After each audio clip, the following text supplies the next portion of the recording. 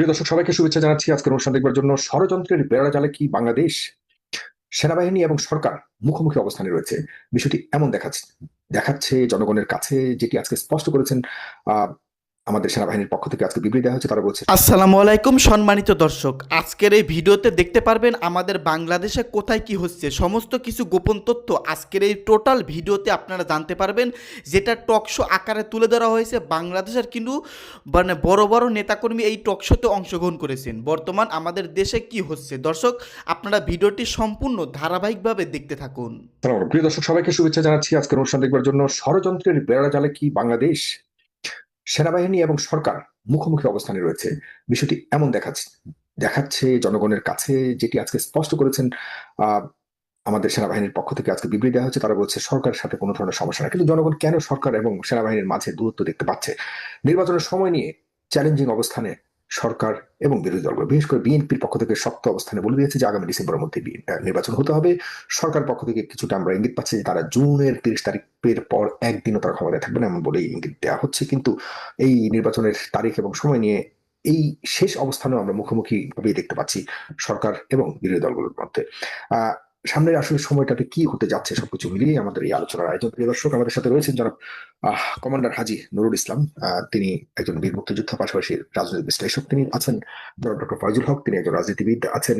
জনাব তারেক রহমান, তিনি কেন্দ্রীয় নেতা আহ, আমজনতার পার্টি, তিনি একটু পরে যুক্ত হবেন। আছেন জনাব ইমরান নাইম, তিনি কেন্দ্রীয় সদস্য, বাংলাদেশ সিটিজেন্স, দুঃখিত, জাতীয় নাগরিক পার্টি, জানাপা বা আমাদের যে এনসিপি যেটাকে বলি আমরা। আপনাদের সবাইকে অনেক অনেক ধন্যবাদ। আমি ডক্টর ফয়জুল হক আপনার কাছে যেতে চাই। আপনি কিভাবে বিশ্লেষণ করবেন, আসলে কি কোনো ষড়যন্ত্র হচ্ছে, নাকি আসলে এইটাই হওয়ার কথা ছিল যা এখন বর্তমানে হচ্ছে? এই পরিস্থিতির জন্য আপনি কতটা প্রস্তুত, নাকি আপনি সবকিছুকে নর্মালি দেখছেন, স্বাভাবিক দেখছেন, কোনো উদ্বেগ বা কোনো উত্তেজনা নেই? ডক্টর ফয়জুল হক। সাগর ভাই, আপনাকে অসংখ্য ধন্যবাদ। আমাদের এখানে বিজ্ঞ আলোচক জনাব বীর মুক্তিযোদ্ধা মোহাম্মদ ইসলাম সাহেব এবং আমাদের ইমরান নাইম ভাই সহ যারা এখানে উপস্থিত হবেন এবং দর্শক শ্রোতা যারা দেখছেন, আপনাদের সবাইকে শুভেচ্ছা।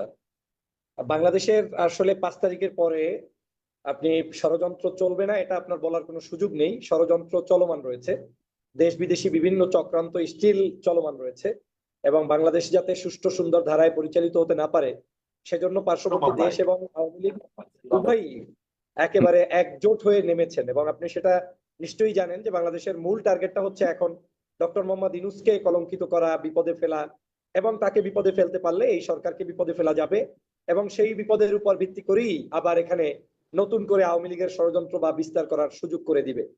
আমি প্রথমেই বলতে চাই যে বাংলাদেশের সরকার এই মুহূর্তে ভালো আছে, সেনাবাহিনীও ভালো আছে, বাংলাদেশের রাজনীতিবিদরাও রাজনৈতিক আলোচনা সমালোচনা করছে, কিন্তু কিছু অনলাইনে কিছু কিছু জায়গা থেকে কিছু কিছু ব্যক্তিরা হয়তো অনেকটা ভালো নেই, তারা অশান্তি সৃষ্টির জন্য যে কোনো মূল্যে যে কোনো জায়গায় বক্তব্য বিবৃতি দিয়ে যাচ্ছে। প্রতিদিন বাংলাদেশে কু হবে, কু হচ্ছে, এই ধরনের বিবৃতি দিয়ে সেনাবাহিনী, বাংলাদেশের জনগণ এবং বাংলাদেশের পার্টিগুলোর মধ্যে এক ধরনের অনৈক্য তৈরি হচ্ছে বলে আমার ধারণা। কিন্তু এর বাহিরে সাধারণ গ্রাউন্ডে আমরা দেখছি এই প্রথম কোন শাসক যার পক্ষে সমগ্র রাজনৈতিক দল, ইভেন যদি আমি আপনাকে আমার দেশের আজকের লিড নিউজের কোট করে বলি, তাহলে তাদের লিড নিউজ হচ্ছে ডান এবং বাম সবাই মিলে সমর্থন জানালেন ডক্টর মোহাম্মদ ইউনূসকে, তথা বাংলাদেশের সকল রাজনৈতিক দল। বিএনপি সাক্ষাৎ করেছে, বাংলাদেশের সেকেন্ড লার্জেস্ট পার্টি জামাত ইসলাম সাক্ষাৎ করেছে, ইসলামী আন্দোলন বাংলাদেশ সাক্ষাৎ করেছে, তারপরে আমাদের এই তারুণ্যের সংগঠন এনসিপি করেছে, গণ অধিকার পরিষদ করেছে। এভাবে করে বাংলাদেশের ছোট বড় সব রাজনৈতিক দল, ডান বাম যারাই আছে, কাউকেই আমি হয়তো সবার নাম এখানে মুখস্থ নেই বলতে পারবো না, কিন্তু সবাই কিন্তু ডক্টর মোহাম্মদ ইউনূস ইস্যুতে ঐক্যবদ্ধ। এই সরকারের দুই একজন ব্যক্তির ব্যাপারে অনেকেরই সমালোচনা আছে, আমারও আছে। আমরা যে আশা আকাঙ্ক্ষা নিয়ে তাদেরকে বসিয়েছি, সেই আশা আকাঙ্ক্ষার প্রতিফলন না পাওয়ার কারণে আমাদের পক্ষ থেকে ক্ষোভ থাকবে, সব থাকবে, কিন্তু সবকিছুর ঊর্ধ্বেও দেশ এবং এই সরকার, এটা আমাদেরকে টিকিয়ে রাখতে হবে। বিদায়ী আমরা কিন্তু এই সরকারকে যে কোনো মূল্যে সমর্থন দিচ্ছি, দিয়ে যাচ্ছি, এবং এই সরকারের সবাই কিন্তু করবে। আপনি জানেন যে ইতিমধ্যেই যারা সাক্ষাৎ করেছে তাদের পক্ষ থেকে সংবাদ সম্মেলনে মেসেজ ক্লিয়ার দেওয়া হয়েছে যে এই সরকার আগামী জুনের পরে একদিনও থাকবে না। মানে 2026 সালের জুন হচ্ছে তাদের লাস্ট ডেট, জুনের পরে একদিনও সরকার থাকবে না। তার মানে আপনি একটা রোড ম্যাপ কিন্তু ক্লিয়ার পেয়ে গেলেন যে জুনের পরে বাংলাদেশে আর নির্বাচন হবে না। দ্যাট মিনস সংস্কার বলেন, নির্বাচন বলেন, যাবতীয় কার্যক্রম বলেন, সবকিছু কিন্তু এই জুনের আগেই হয়ে যাবে। আমি বাংলাদেশে যে বিষয়গুলো নিয়ে বাংলাদেশের জনগণের মধ্যে মাঝে মাঝে বিভ্রান্ত হয় সেটা একটু ক্লিয়ার করতে চাই। অনেকেই মনে করে যে বাংলাদেশে মানে মনে করে বলতে তাদেরকে কেউ না কেউ মনে করিয়ে দেয়, যে কারণে সেনাবাহিনীর মধ্যে, রাজনৈতিক দলগুলোর মধ্যে, রাষ্ট্রের মধ্যে এক ধরনের টানাপোড়েন ভাব ভার্চুয়াল জগতে দেখা যায়, যেটা অত্যন্ত দুঃখজনক। আপনার নিশ্চয়ই মনে আছে 5 তারিখের আগে আমরা হাহাকার করছিলাম, এই আপনার টকশোতে এসে বারবার কান্না জড়িত কণ্ঠে সেনাবাহিনীকে আহ্বান জানাতাম যে আপনারা আসেন, দেশ রক্ষার জন্য কথা বলেন, লড়াই করেন। তাহলে আমরা তখন তাদেরকে আহ্বান জানিয়ে স্বাধীনতা আপনি কি যুদ্ধে কোনো আমাদেরকে টানাপোড়েন দেখেন না? আমরা তো দেখতে পাচ্ছি যে আজকে তো সেনাবাহিনীর পক্ষ থেকে বিবৃতি দেওয়া হচ্ছে, যদিও তারা বলেছে তাদের মধ্যে কোনো টানাপোড়েন নাই, সরকারের সাথে খুব ভালোভাবে তারা কাজ করছে একসঙ্গে কাছে, কিন্তু আমরা তো সোশ্যাল মিডিয়াতে দেখতে পাচ্ছি যে সেনাবাহিনীকে মোটামুটি অনেক ধরনের অভিযোগে অভিযুক্ত করা হচ্ছে। তাহলে তারা সাগর ভাই, আপনাকে একটা প্রশ্ন করি, আপনি তো অনেক এখানে পণ্ডিত, জেনে গেলেন সব টানাপোড়েন আছে, ভালো কথা। আপনি একটু বলেন তো, গত 9 মাসে বাংলাদেশে অন্তত 100 বার সেনাবাহিনীর কু হওয়ার কথা ছিল। যদি এই সোশ্যাল মিডিয়ার বিভিন্ন টানাপোড়েনকে আপনি বিশ্বাস করেন, 100 তারা বার 9 পারেনি, মাসে হয়তো তারা পারেনি, সেই শক্তি সেনাবাহিনীর নাই। পারেনি, এই কথাটাই ভুল। সেনাবাহিনী যদি বাংলাদেশে কু করতো, আমি আপনাকে আজও চ্যালেঞ্জ দিচ্ছি, বাংলাদেশে যদি সেনাবাহিনী কু করতো, তাদের জন্য বেস্ট টাইম ছিল সেই 5ই আগস্ট। তখন জনতা চেয়েছিল শেখ হাসিনা ব্যাধ হওয়ার পরে যে আসুক তাকে নিয়ে আমরা সংসার করব। তাতে সেনাবাহিনীর উপরে হয়তো কিছু মানুষ ক্ষিপ্ত থাকলেও তখন তাদের জন্য বেস্ট টাইম ছিল, তারা সেটা নেয় নাই। এখন কেন এই জঞ্জালপূর্ণ জায়গায় তারা সেনাবাহিনীর দায়িত্ব নিবে? সেনাপ্রধান বারবার আপনাকে বলছে যে আমাদের দায়িত্ব নেওয়ার কোনো ইচ্ছা নাই। সেনাপ্রধান বারবার বলছে আপনারাই নির্বাচন করেন। এখন রাষ্ট্রের একজন চুলি চামার, রিক্সাওয়ালা, গাড়িওয়ালা, ঘরওয়ালা, রাজনীতিবিদ প্রত্যেকে নির্বাচন নিয়ে কথা বলতে পারবে। বিএনপি নির্বাচনের ডেডলাইন দিয়েছে ডিসেম্বরে, জামাত ইসলাম অলমোস্ট বিভিন্ন কলাকৌশল করে রোজার আগে কিংবা জুনের আগে কিংবা ফেব্রুয়ারি এই ধরনের মন্তব্য তো তারাও করেছে।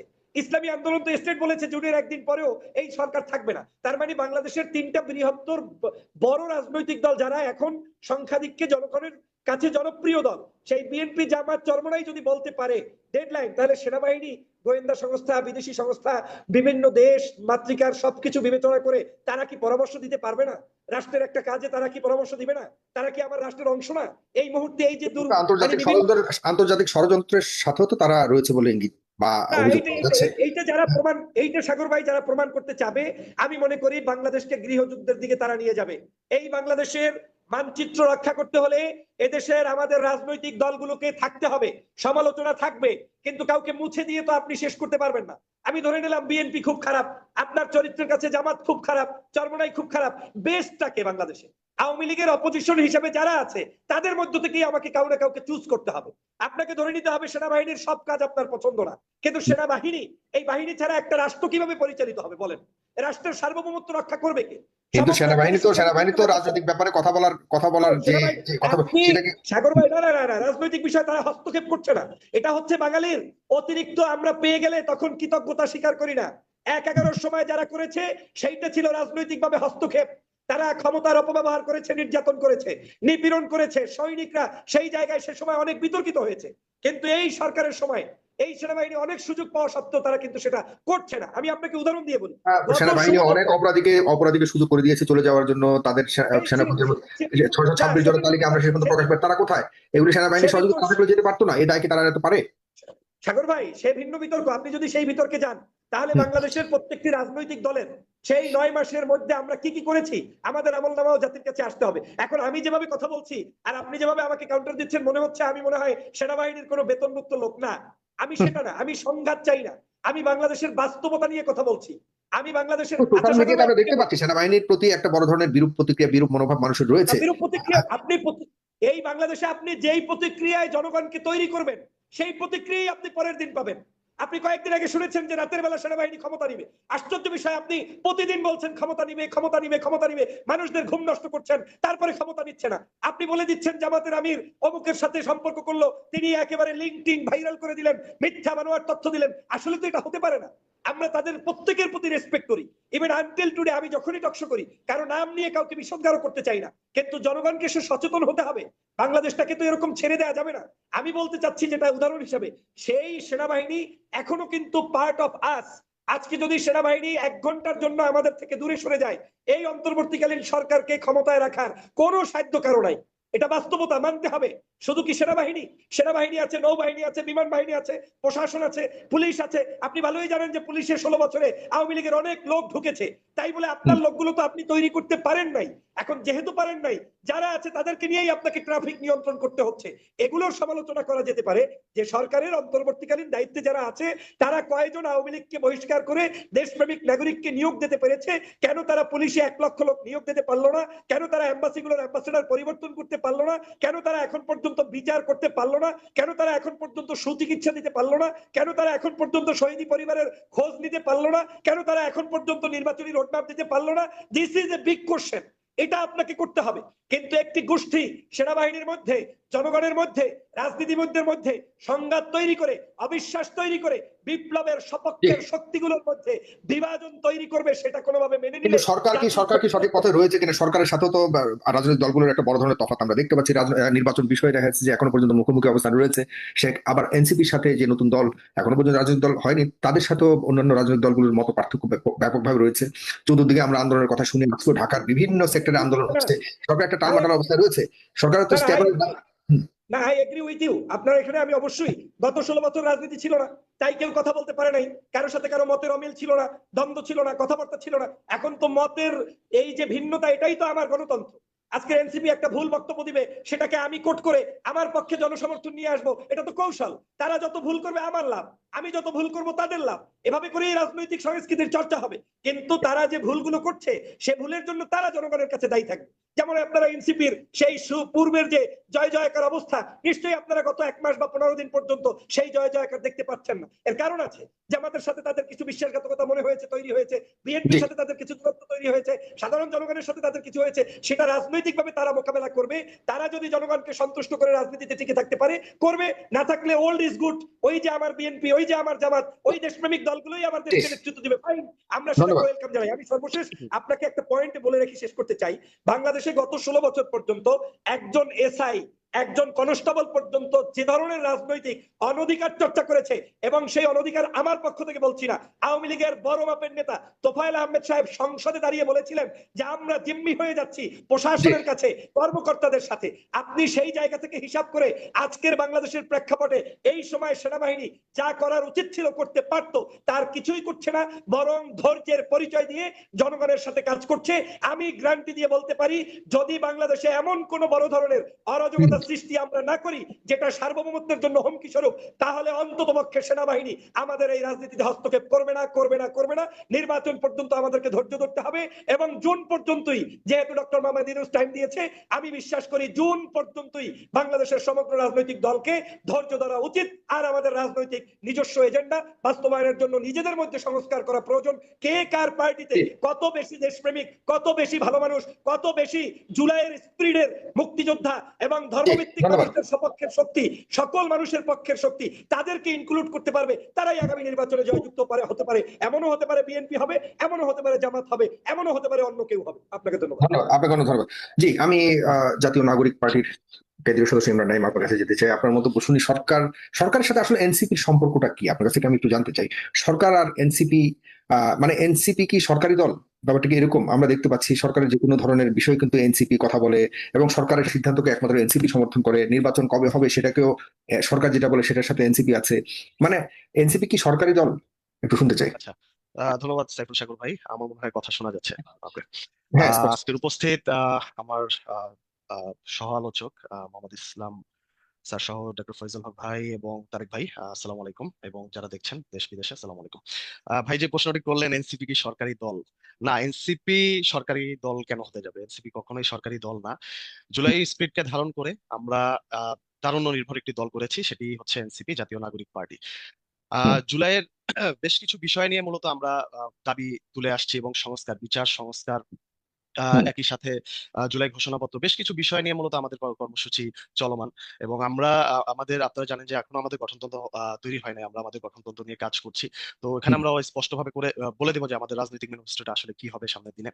আর সরকারের সাথে অন্য রাজনৈতিক দলগুলো যে সম্পর্ক, সেটা এনসিপির সাথে একই ধরনের সম্পর্ক বলে আমি মনে করি। কিন্তু সরকারের কোনো মতের সাথে আপনাদের দ্বিমত আজ পর্যন্ত শুনিনি। সরকারের বিভিন্ন পর্যায়ের কোনো সংকটে পড়লে আপনারা এগিয়ে যাচ্ছেন। এখনো দেখা যাচ্ছে যে চতুর্দিকে হচ্ছে, সবচাইতে বড় আপনাদের পক্ষ দ্বিমত, থেকে আপনারা হুঙ্কার দিচ্ছেন, সরকারের তো বাহিনী রয়েছে, কিন্তু আপনারাই দেখছি এগিয়ে যাচ্ছেন। এতে করে মানে আপনাদের মতের সাথে আবার বিএনপির মতেরও ব্যাপক অমিল রয়েছে, অন্যান্য দলগুলোর সাথেও আপনাদের নির্বাচন প্রশ্নেও আপনাদের সাথে বিএনপি বা অন্যান্য দলগুলোর সাথে একটা মুখোমুখি অবস্থান রয়েছে। সেখানে একটু জানতে চাই আসলে এনসিপির অবস্থানটা কোথায় আচ্ছা, রাজনীতিতে? সরকারের সাথে দ্বিমতের সবচেয়ে বড় জায়গা আপনারা ইতিমধ্যে দেখেছেন। আমরা এখন পর্যন্ত জুলাই ঘোষণাপত্র পাই নাই, যেটা আমাদের একটা দাবি ছিল, এবং জুলাইয়ের এই ঘোষণাপত্র জুলাই বিপ্লবের সকল যোদ্ধাদেরই কিন্তু দাবি। তো সরকার কিন্তু এটা নিয়ে গড়িমসি করেছে, এবং কোন কোন রাজনৈতিক দল এটার সাথে সংযুক্ত ছিল সেটাও কিন্তু তারা পরিষ্কার করে নাই। রাজনৈতিক ঐক্যমতের এই ফাটলের জায়গাটা কেন তৈরি, সরকার এখানে কেন ঐক্যমত তৈরি করতে পারলো না, সেই বিষয়টি কিন্তু নিয়ে আমরা সরকারের কাছে বারবার প্রশ্ন করেছি। একই সাথে আওয়ামী লীগের বিচার প্রশ্নে, দল হিসেবে আওয়ামী লীগের বিচার প্রশ্নে আমরা কিন্তু রাস্তায় নামতে, সর্বশেষ রাস্তায় নামতে পর্যন্ত কিন্তু বাধ্য হয়েছে। এবং আপনি দেখেছেন হাসনাত আব্দুল্লাহ কিন্তু তিনি যে কিন্তু বসে গিয়েছিলেন যমুনার সামনে। তো সেখানে সেই প্রশ্নে আপনি কিভাবে বলতে পারেন যে এনসিপি এবং সরকার কিভাবে এক পথে চলছে? অবশ্যই না। আমরা সরকারের সরকারকে সহযোগিতা করতে চাই, যাতে করে মানে সরকার একটা সরকারের সাথে শক্তির আপনাদের জায়গা সম্পর্ক থেকে। কি তাহলে? আপনারা তো রাজনৈতিক দল হিসেবে এখন পূর্ণাঙ্গভাবে আপনারা আত্মপ্রকাশ করেন, রাজনৈতিক দল হিসেবেও তো আপনাদের সরকারের সাথে মানে ওরকম রাজনৈতিক দল আর সরকারি দল সরকার এরকম কোনো সম্পর্ক থাকবার কথা না, কিন্তু ন- বর্তমানে আপনাদের সাথে আপনারা যারা এই যে এনসিপির কেন্দ্রীয় নেতারা রয়েছেন বা এই সংগঠন এনসিপি সংগঠনটাকে আমি রাজনৈতিক দল হিসেবে বলার সুযোগ আছে কিনা জানি না, আপনাদের সাথে সরকার তার সম্পর্কটা কি এটা মানে এই জায়গাটা দেখেন, একটু। এই সরকারটি কিন্তু একটি গণ অভ্যুত্থান বা বিপ্লবের পরিপ্রেক্ষিতে তৈরি হয় একটি সরকার। এটি কখনোই স্বাভাবিক কোনো সরকার নয়। এবং এখানে এই সরকারের কাছে অনেক জন আকাঙ্ক্ষামূলক দাবি কিন্তু রয়ে গিয়েছে, এবং রাজনৈতিক দলগুলো কিন্তু বিভিন্ন সংস্কার প্রশ্নে সরকারের কাছে কিন্তু চলমান প্রক্রিয়া আলোচনা করছে, বিভিন্ন সংস্কারের বিষয়ে কিন্তু উপস্থাপন করছে। সেখানে রাজনৈতিক প্ল্যাটফর্মে কিন্তু মতৈক্য কোনো কোনো জায়গায় থাকবে, কোনো কোনো জায়গায় থাকবে না, এটা খুবই স্বাভাবিক বিষয়। হুম, হুম। সেটা রাজনৈতিক যার যার দলের এজেন্ডা, সেটা সরকার এখানে একটা মধ্যস্থতাকারী হিসেবে ভূমিকা পালন করতে পারে, যে জাতীয় ঐক্যমতের মাধ্যমে যে বিষয়গুলোকে প্রতিষ্ঠা করা সম্ভব হবে সেই হুম। বিষয়গুলোর দিকেই কিন্তু সরকার যাবে। এনসিপি মূলত আমরা যে বিষয়গুলো নিয়ে বা আমাদের পক্ষ থেকে যে দাবিগুলো জানানো, সেটা কিন্তু অন্যান্য 8-10টি দলের মতো আমরাও জানিয়ে আসছি। সেখানে কিন্তু আমরা কোনো বিশেষ ফ্যাসিলিটেট বা এই টাইপের যে বিষয়টা প্রমাণ করার চেষ্টা করা হচ্ছে, অপচেষ্টা করা হচ্ছে, এটা কিন্তু কোনো দিক থেকেই নয়, মানে বরঞ্চ আপনার জনগণের দাবি এবং জুলাই সরকারের কাছ জুলাই থেকে স্পিরিটের এনসিপি দাবিটাই কোনো আমরা। কোনো বিশেষ সুবিধা পায় না, ফ্যাসিলিটেট হয় না কোনো ব্যাপারে, আপনি এটা বলতে চাচ্ছেন? না, এটা কিভাবে 8-10টি দল দেখেন, আমরা আন্দোলন করার পরে কিন্তু বিএনপি একটা বড় আন্দোলন করলো যমুনায় মেয়রের দাবিতে। সেখানেও কিন্তু একই ধরনের মুভমেন্ট, আমাদের চেয়ে বেশি সময় কিন্তু তারা মুভমেন্ট করে এসেছে। তো সেইখানে আপনি কিভাবে বলতে পারবেন যে আমাদেরকে ফ্যাসিলিটেট করেছে, অন্যদেরকে করে নাই? আর ওই আন্দোলনটাতে 8-10 অন্য সকল রাজনৈতিক সংগঠনই কিন্তু অংশগ্রহণ করেছিল যার যার জায়গা থেকে। এই যে ফয়জুল হক ভাই, উনিও কিন্তু এখানে উপস্থিত ছিলেন আওয়ামী লীগের নিষিদ্ধের প্রশ্নে। তো সেই জায়গা থেকে আমরা বলবো না যে সরকার এনসিপির সাথে কোনো মানে বিশেষ কোনো সম্পর্ক না, বরঞ্চ আমরা সরকারকে সহযোগিতা করতে চাই, যাতে সরকার একটা দ্রুততম সময়ের ভিতরে তার সংস্কারগুলোকে সম্পন্ন করতে পারে। আমরা দেখছি যে সরকারকে অস্থিতিশীল করার জন্য একই একই সাথে সরকার যাতে তার সংস্কার কার্যক্রম এবং তার যে ম্যান্ডেট নিয়ে যে সরকারটা গঠন হয়েছে সেই কাজগুলো যাতে সম্পন্ন করতে না পারে, সেই বিষয়ে কিন্তু চক্রান্ত আছে। এবং দেশি এবং বিদেশি কিন্তু এই চক্রান্তগুলো আছে, এবং রাজনৈতিক দলগুলোর ভিতরে দ্বন্দ্ব তৈরি করা এবং একই সাথে সরকারের মুখোমুখি দাঁড় করানো, এই চক্রান্তগুলো কিন্তু আছে। ফজল হক ভাই কিন্তু এই বিষয়গুলো উপস্থাপন করেছেন। এই আজকে দেখেন, চক্রান্তটাকে আপনিও কি বিশ্বাস করছেন, যেভাবে ডক্টর ফজল হক বলেছে সেটাকেও আপনারা আপনি ব্যক্তিগতভাবে নাকি এনসিপিও এভাবে মনে করে? না, আমরা তো অবশ্যই এটা মনে করছি, কারণ আজকে দেখেন সচিবালয়ের যে বিষয়টা, বা এই বিষয়টা কিন্তু সামনে নিয়ে আসা হয়েছে। হাসনাত আব্দুল্লাহ কিন্তু আজকে বলছে যে সচিবালয় বিষয়ে কিন্তু সতর্ক থাকতে হবে। ইতিমধ্যেই এর আগে কিন্তু আমরা দেখেছি যে সচিবালয় কিন্তু একটি অগ্নিকাণ্ডের ঘটনা ঘটেছে। কি ধরনের নথি সেখানে পুড়ে গিয়েছে, কি ধরনের নথি আমরা হারিয়েছি, সেটার বিষয়ে কিন্তু আজ পর্যন্ত কোনো বিষয় খোলাসা হয় নাই। এবং এই যে বাংলাদেশের রাষ্ট্র কাঠামোকে পিছিয়ে দেওয়ার যে একটা চক্রান্ত ভিতর থেকে, এটা কিন্তু সরকারের সকল প্রকার কার্যক্রমকে বাধাগ্রস্ত করছে। আমরা এটার বিরুদ্ধে কিন্তু সোচ্চার আছি, আমরা কিন্তু সজাগ আছি, এবং রাজনৈতিক যে ঐক্যটা গঠনের বিষয়ে কিন্তু আমরা বারবার বলে আসছি যে এই বিষয়গুলোকে রাষ্ট্রকে এগিয়ে নিয়ে যাওয়ার স্বার্থে, জুলাইকে ঐক্যবদ্ধ রাখার স্বার্থে এবং হুম। সরকারকে এই বিষয়ে সহযোগিতার সাথে আমরা যাতে ঐক্যবদ্ধ থাকতে পারি। এবং যে কোনো বিষয়ে আমাদের ঐক্যবদ্ধ হয়তোবা কি দেখা আপনারা গেছে যে, আছেন? আপনারা কি আছেন ঐক্যবদ্ধ? সেই বড় একটি প্রশ্ন উত্তর অনেক লম্বা, সেই সময় নাই, কিন্তু বর্তমানে সামনে নির্বাচন নিয়ে একটি অনৈক্য দেখা যাচ্ছে। নির্বাচন বিষয়ে আপনাদের শেষ অবস্থান কি? দেখেন, নির্বাচনের বিষয়ে কিন্তু সরকার তার সুস্পষ্ট বক্তব্য কিন্তু দিয়েছে। ডক্টর ইউনূস কি স্যার, আমরা দিয়েছে? সবাই কারণ তাকে আমরা আমরা আচ্ছা জানি। ডক্টর ইউনূস স্যারের হ্যাঁ, প্রেস সচিব বলে একটা, ডক্টর ইউনূস স্যার বলেন আরেকটা। ডক্টর ইউনূস যেহেতু বলে উনি দিয়ে যায় প্রধান যে এটা হবে উপদেষ্টা হিসেবে আছেন। ডক্টর ওনার প্রেস সচিব যে দায়িত্ব না সেটাও উনি বলে যান, এরপরে দেখা যায় আমরা দ্বিধাদ্বন্দ্বের মধ্যে পড়ে যাই। কিন্তু এনসিপি আসলে এখানে কি দৃষ্টিভঙ্গি এই বিষয়গুলো নিয়ে? না, আমরাও ডক্টর ইউনূস স্যারের প্রতি আস্থা রাখতে চাই। উনি কিন্তু বলেছেন যে আহ, মূলত ডিসেম্বর থেকে জুনের ভিতরে যে কোনো সময় উনি ইলেকশনটা দিবেন। ইলেকট্রাল প্রসেস কিন্তু ওনাদের যেহেতু বিএনপি দায়িত্ব আছে, বিএনপি ওনারা এগিয়ে বিএনপি নিয়ে যাবেন। নির্বাচনটা ডিসেম্বরের মধ্যেই চাচ্ছে, এই ব্যাপারে আপনাদের অভিমত? না, আমরা সে বিষয়ে স্পষ্টভাবে বলেছি, যেই ম্যান্ডেট নিয়ে সরকার বসেছে, বিচার সংস্কার এবং জুলাই ঘোষণাপত্র, এই বিষয়গুলোকে সরকার অবশ্যই একটা নির্দিষ্ট একটা পর্যায়ে নিয়ে যে রেখে যে তারপরে তাকে নির্বাচনের দিকে যেতে হবে। এই বিষয়গুলো রেখে যদি আমরা নির্বাচনের প্রশ্নে চলে যাই, তাহলে কতটুকু সেটা পরবর্তী সেটা কি রাজনৈতিক ডিসেম্বরের সরকার মধ্যে করা বাস্তবায়ন করবে, সম্ভব? এটা প্রশ্ন থাকে। সেটা কি এটা ডিসেম্বরের সরকারের মধ্যে উপরে করা ডিপেন্ড সম্ভব? এটা সরকারের উপর ডিপেন্ড করে, সরকার কিভাবে সেটাকে নেবে, সরকার তার নিজস্ব ক্যালিবার দেখাবে সেটাকে। সেই বিষয়টাই আমি আপনারা কি বলছিলাম যে মনে করেন মূলত যে সরকার আগামী 6 মাসের মধ্যে এগুলো শেষ করে নির্বাচন দেওয়া উচিত? আহ, কারণ বিএনপির মতো একটি বড় দল যেখানে শক্ত অবস্থান নিয়েছে নির্বাচন বিষয়ে, আপনি ব্যক্তিগতভাবে বা এনসিপির অবস্থানটা কোথায়, এই জায়গাটা একটু হানার মধ্যে একটু বলুন দয়া করে। আচ্ছা, না সেই সেই জায়গাটায় আমরা বলছি যে রাজনৈতিক ঐক্যমত্যটা এই জায়গাটা অত্যন্ত জরুরি। হুম। আমরা যদি দেশে বিদেশি চক্রান্ত কিন্তু আছে, সরকার কিন্তু তার স্বাভাবিক প্রক্রিয়ায় কাজ করতে পারছে না, সেটা আমরা দেখছি। একই সাথে আমরা যদি বিভিন্ন রাজনৈতিক ইস্যু তৈরি করে প্রতিবন্ধকতা তৈরি করি, তাহলে সেটা আহ, চলমান যে প্রক্রিয়া বা চলমান যে সংস্কার সেটাকে বাধাগ্রস্ত করে। তো সেই জায়গাটাতে আমরা যদি সরকারকে সহযোগিতা করি, তাহলে আমার কাছে মনে হয় যে সরকার নির্বাচনটিকে যত দ্রুত সম্ভব এগিয়ে নেওয়ার জন্য তার কাজটাকে এগিয়ে নিতে পারবে, সেটাই আমাদের বিশ্বাস। সেটা আপনি জুন অথবা ডিসেম্বর নিয়ে আপনি স্পষ্ট করেননি। আর শেষ প্রশ্ন এই পর্যায়ে হলো যে সেনাবাহিনীর সাথে সরকারের কোনো দূরত্ব দেখেন কিনা, বা সেনাবাহিনীর প্রতি আপনার দৃষ্টিভঙ্গি কি? সেনাবাহিনী কি সঠিক পথে রয়েছে? আচ্ছা, সেনাবাহিনীর আজকে কিন্তু একটা বিবৃতি তারা দিয়েছে। সরকার এবং সেনাবাহিনী একে অপরের বিপরীতে দাঁড়ায় নাই, এই বিষয়ে কিন্তু তারা একটা বিবৃতি দিয়েছে। হুম, এবং হুম। আমরা মনে করি, আমি ডক্টর ফয়জল হক ভাইয়ের সাথে একমত হতে পারি যে এখানে সরকার এবং সেনাবাহিনীর ভিতরে একটা দূরত্ব তৈরি করার চেষ্টা পারে, যাতে করে একটা অনাস্থা তৈরি হয় এবং অনেক জায়গা তৈরি হয়। তো সেই জায়গাটায় আমাদের সজাগ থাকতে হবে, যাতে করে আমরা কোনোভাবেই আহ এই এই ধরনের চক্রান্তটাকে রাজনৈতিকভাবে প্রতিষ্ঠা করতে দিতে না পারি আর কি। ধন্যবাদ আপনাকে ধন্যবাদ। প্রিয় দর্শক, আপনার কি একমত কিনা জনাব ইমরান নাইমের সাথে আপনাদের মতামত জানাবেন। আমি চলে যাই তারেক রহমান। অনেকগুলি প্রশ্ন আপনার কাছে, একই প্রশ্ন আপনার কাছ থেকে শুনতে চাই আপনার মতামত। ভোট করে লাগলে এখানে করো কোথা থেকে। জি, তারেক রহমান। হুম। আমার কাছে কোনো প্রশ্ন নাই। এই একই ধরনের প্রশ্ন আপনার কাছেও। এখন শুরুতেই আপনার কাছে যেটা বলতে চাচ্ছি সেটি হলো যে সরকারের সাথে সেনাবাহিনীর দূরত্ব যে নিয়ে আমরা একদম শুনতে পাচ্ছিলাম পুরো ফেসবুক জুড়ে বা সোশ্যাল মিডিয়ায়, কিন্তু সেনাবাহিনীর পক্ষ থেকে আজকে যেটা বলা হলো সরকারের সাথে কোনো দূরত্ব নাই। বিভ্রান্ত মানুষ, আপনি কতটা বিভ্রান্ত? জি, অনেক অনেক ধন্যবাদ। আচ্ছা, এনসিপি এবং এনসিপি কে যারা প্রমোট করছে তারা ধীরে ধীরে মব করার অধিকার হারাই ফেলছে, এই জন্য কান্নাকাটি শুরু করে দিয়েছে। ছোট বাচ্চা ছেলের হাত থেকে চকলেট কেড়ে নিলে যেরকম কান্না করে, হাত পা ছোড়াছুড়ি করে, তো এই মব যারা করে তারা ধীরে ধীরে এই মব করার অধিকার হারাই ফেলতেছে এবং কান্নাকাটি করছে। সেনাবাহিনীর কথা বলছেন যে সেনাবাহিনী সরকার মুখোমুখি অবস্থান করছে কিনা, সেনাবাহিনী সরকার মুখোমুখি অবস্থান করছে কিনা তার চেয়ে গুরুত্বপূর্ণ কিছু মানুষ এই মুখোমুখি করানোর জন্য ষড়যন্ত্র করছেন। আহ তারা সফলভাবে এটা করছেন। শুধু এখন না, শেখ হাসিনা যখন ক্ষমতায় ছিল তখনও কিছু মানুষ এভাবে নিউজ করতো দেশের বাহিরে থেকে, এই বুঝি সেনাবাহিনী কুপ করে বসলো, শেখ হাসিনার সময় শেষ, এমন ভাবে নিউজগুলো করতো। আজকে এই শেখ হাসিনার সময় শেষ, সেনাবাহিনী সব দখল নিয়ে নিচ্ছে। তো দেশের বাহির থেকে সেনাবাহিনীকে নিয়ে এই ধরনের নিউজ করার প্রবণতা অনেক আগে থেকে এটা কেন করে? সেনাবাহিনী তো একটা শক্তিশালী একটা ইউনিট, তো দেশের বাইরে থেকে এটাকে বলতে কিন্তু সেনাবাহিনীর ইউনিট সে ঠিক আছে, সেনাবাহিনী যখন যা করবার প্রয়োজন ছিল সেটি করেনি, এই একটা আফসোস আমাদের রয়েছে এবং অভিযোগও রয়েছে। আমি সেনাবাহিনী চুপ ছিল যখন সেনাবাহিনী শেখ হাসিনার আমলে কথা বলবার সুযোগ ছিল, সে- যখন আমাদের উপরে অনেক অত্যাচার সেগুলোই বলছি। নিপীড়ন ছিল, তখন তো বলেন। এই একটা জি, অভিযোগ থাকতে আমি পারে। হ্যাঁ এই বিষয়গুলো সমন্বিত ভাবে বলছি। হুম। সেনাবাহিনী আপনার হলো ওই যে বলছিলাম যে দেশের বাইরে থেকে সেনাবাহিনীর বিরুদ্ধে কুৎসা রটনা করা, এটা মানুষ খুব দ্রুত ক্যাচ করে। বাপরে বাপ, সেনাবাহিনীর বিরুদ্ধে বলছে, নিশ্চয়ই এই লোকের অনেক হ্যাডাম আছে। দ্রুত হুম। ভাইরাল হওয়ার প্রবণতা থেকে ডিরেক্ট সেনাবাহিনীকে গিয়ে অ্যাটাক করতেছে। কিন্তু হুম। আমাদের সেনাবাহিনী অত্যন্ত সহনশীল। এই সেনাবাহিনীর বিরুদ্ধে উচ্চবাচ্য করার কারণে ফুয়াদ ভাইকে সেনাবাহিনী উঠায় নিয়ে যায় নাই, গেছে হুম। নাকি ফজল ভাই? হুম। একটা বক্তব্য ছিল না যে নিরীকুত্তার মতো পিরাবে, এই জন্য কি ওনাকে উঠাই নিয়ে গেছে? নিয়ে যায় নাই।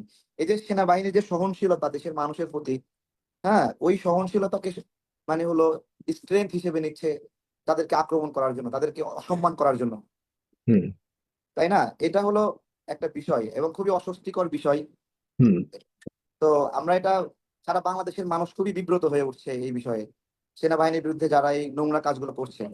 এবং তারা একটা ন্যারেটিভ দাঁড় করাচ্ছে যে ভারতের দালাল, রয়ের দালাল, এই ধরনের বিষয়টা এরকম। আমি আপনাকে যদি বলি, ভারত নির্বাচন চাচ্ছে দ্রুত, ও তাহলে ভারত যেহেতু চাচ্ছে সেহেতু নির্বাচন যারাই দ্রুত চাবে, যারাই নির্বাচনের কথা বলবে তারাই ভারতের দালাল।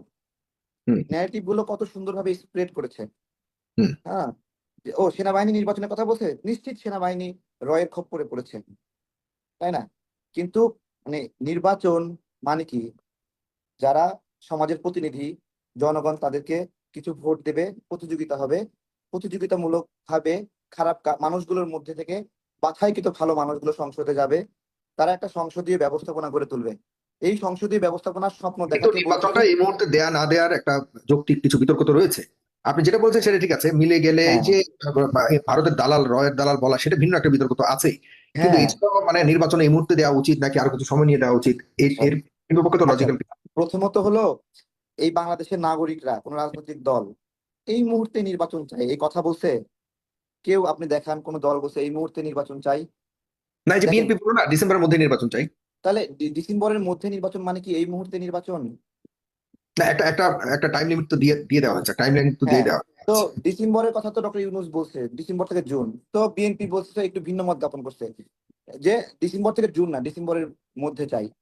তো হুম। এটা কি কোনো ক্রাইম নাকি, অপরাধ নাকি? এটাকে বলতেছে ও যেহেতু ভারত চাচ্ছে সেহেতু এটা, বিএনপি বলছে এটা সেনাবাহিনী বলছে, সুতরাং সেনাবাহিনী বিএনপি ভারতের দালাল, তাই না? এই যে একটা ন্যারেটিভ দাঁড় করানো, হুম। একটা একটা করে মানুষ ধরে ধরে অমুক ভারতের দালাল, অমুক ভারতের দালাল, অমুক ভারতের দালাল। যেমন আমি বলি জামাতে ইসলামের নায়েবে আমির তাহের ভাই, ওনাকে একজন ইউটিউবার বলল যে সে হলো ভারতের দালাল, সে রয়ের দালাল। তাহের ভাই জেলখানায় ছিল, আমি এবং তাহের ভাই একসঙ্গে ছিলাম। ওনার উপর এত বেশি অমানসিক মানে সরকারের নিপীড়ন ছিল, ওনার পাটা এগুলো ফুলে ছিল, হাঁটতে পারতো না ঠিক মতো। আমরা ওনাকে দেখতাম, উনি খোঁড়ায় খোঁড়ায় আমাদের রুমের সামনে আসতো, গল্প করতো, কথা বলতো। এই যে পুরা জামাতে ইসলামের মধ্যে কতজন মানুষ জেলে গেছে বলেন এই গণ অভ্যুত্থানে, তার মধ্যে তাহির ভাই একজন, নাইম ভাই একজন। এই তাহির ভাইকে ধইরা বলতেছে এটা রয়ের দালাল। যেদিন এই রয়ের দালাল তাহির ভাইকে বলছে, আমি সন্দেহ করতেছিলাম তাহির ভাই এই কথা শুনে যদি হার্ট অ্যাটাক করে, মানে দেশের জন্য কাজ করছে, নিপীড়িত হচ্ছে সেই মানুষকে মানে রয়ের দালাল বানাই দিচ্ছে। এইরকম একটা স্যাক্রিফাইস করা মানুষকে যখন রয়ের দালাল বানানো হয়, তখন সে হার্ট অ্যাটাক করতে পারে নাকি? হুম। কিন্তু বানায় দেওয়া হচ্ছে সালাউদ্দিন ভাইকে। এর পেছনে যে আমি জানি না কারা বানিয়েছে, আবার কাকে ইঙ্গিত দিচ্ছে, কিন্তু যারাই বলেছে এর পেছনে কোনো যৌক্তিক কারণ কি আপনি দেখেন না? বিনা মানে কারণে তো আর ওই এভাবে তাদের মন চাইছে কিছু একটা একটা গল্প বানায়, ওরা একটা যেটা করে একটা সুন্দর করে একটা গল্প বানায়, এই একটা ন্যারেটিভ। এই কারণে সে ভারতের দালাল, এক্স্যাক্টলি কোনো প্রমাণ নাই। সে কেন সুন্দর বিছানায় শুইছে এই জন্য সে ভারতের দালাল, তার পাশার নিচে চেয়ারটা কেন সুন্দর ছিল এই জন্য সে ভারতের দালাল। মানে কি যুক্তি? সে যে বাসায় ছিল ওই বাসাটা কেন এত সুন্দর দেখতে এই জন্য সে ভারতের দালাল? এটা কোনো কথা? হুম। বলেন, সালাউদ্দিন ভাইকে যে ভারতের দালাল এভাবে বানায় দিল এই না, মানুষটা। কিন্তু ভারতের যে কোনো প্রভাব নাই এটাও বা আপনি হ্যাঁ, কিভাবে প্রমাণ করেন? ভারত তো সার্বক্ষণিক আমাদের হ্যাঁ, প্রধান উপদেষ্টা তো বলেছে ভারতের দেশে এবং শোনেন, বিদেশে এই ক্ষমতা ভারতের নেওয়ার পর প্রভাব। থেকে দেশ বিদেশ থেকে চক্রান্ত এবং ষড়যন্ত্র চলছে। আচ্ছা শুনেন, আমরা যে রাজনৈতিক পথ চলায় চলাফেরা করি, আমাদের সামনে বিভিন্ন লোক এসে বিভিন্ন ভাবে প্রভাবিত করার চেষ্টা করে। আমরা কি ডিফাইন করতে পারি এটা ডিবির লোক না এসবির লোক না এনএসআই এর লোক নাকি সাধারণ নাগরিক না রয়ের লোক? একজন রয়ের লোককে হিসেবে আইডেন্টিফাই করা এতই সহজ, হুম। এতটাই সহজ সস্তা যে একটা গোয়েন্দা সংস্থার লোককে আপনি ডিফাইন করে ফেলেন সে রয়ের এজেন্ট। হুম। এটা কি আপনার হলো সালাউদ্দিন ভাইকে কোন তো প্রেক্ষিতে? সবচেয়ে বড় দাগে বিষয়টা হলো যে জুলাই স্পিরিটের বাহিরে গিয়ে যারাই কোনো ধরনের কথা বলতে চাচ্ছে, সংস্কারের বাহিরে গিয়ে যারা কথা বলতে চাচ্ছে, তাদেরকেই ওইভাবে ট্রেন্ড করার হয়তো চেষ্টা আচ্ছা, করছে।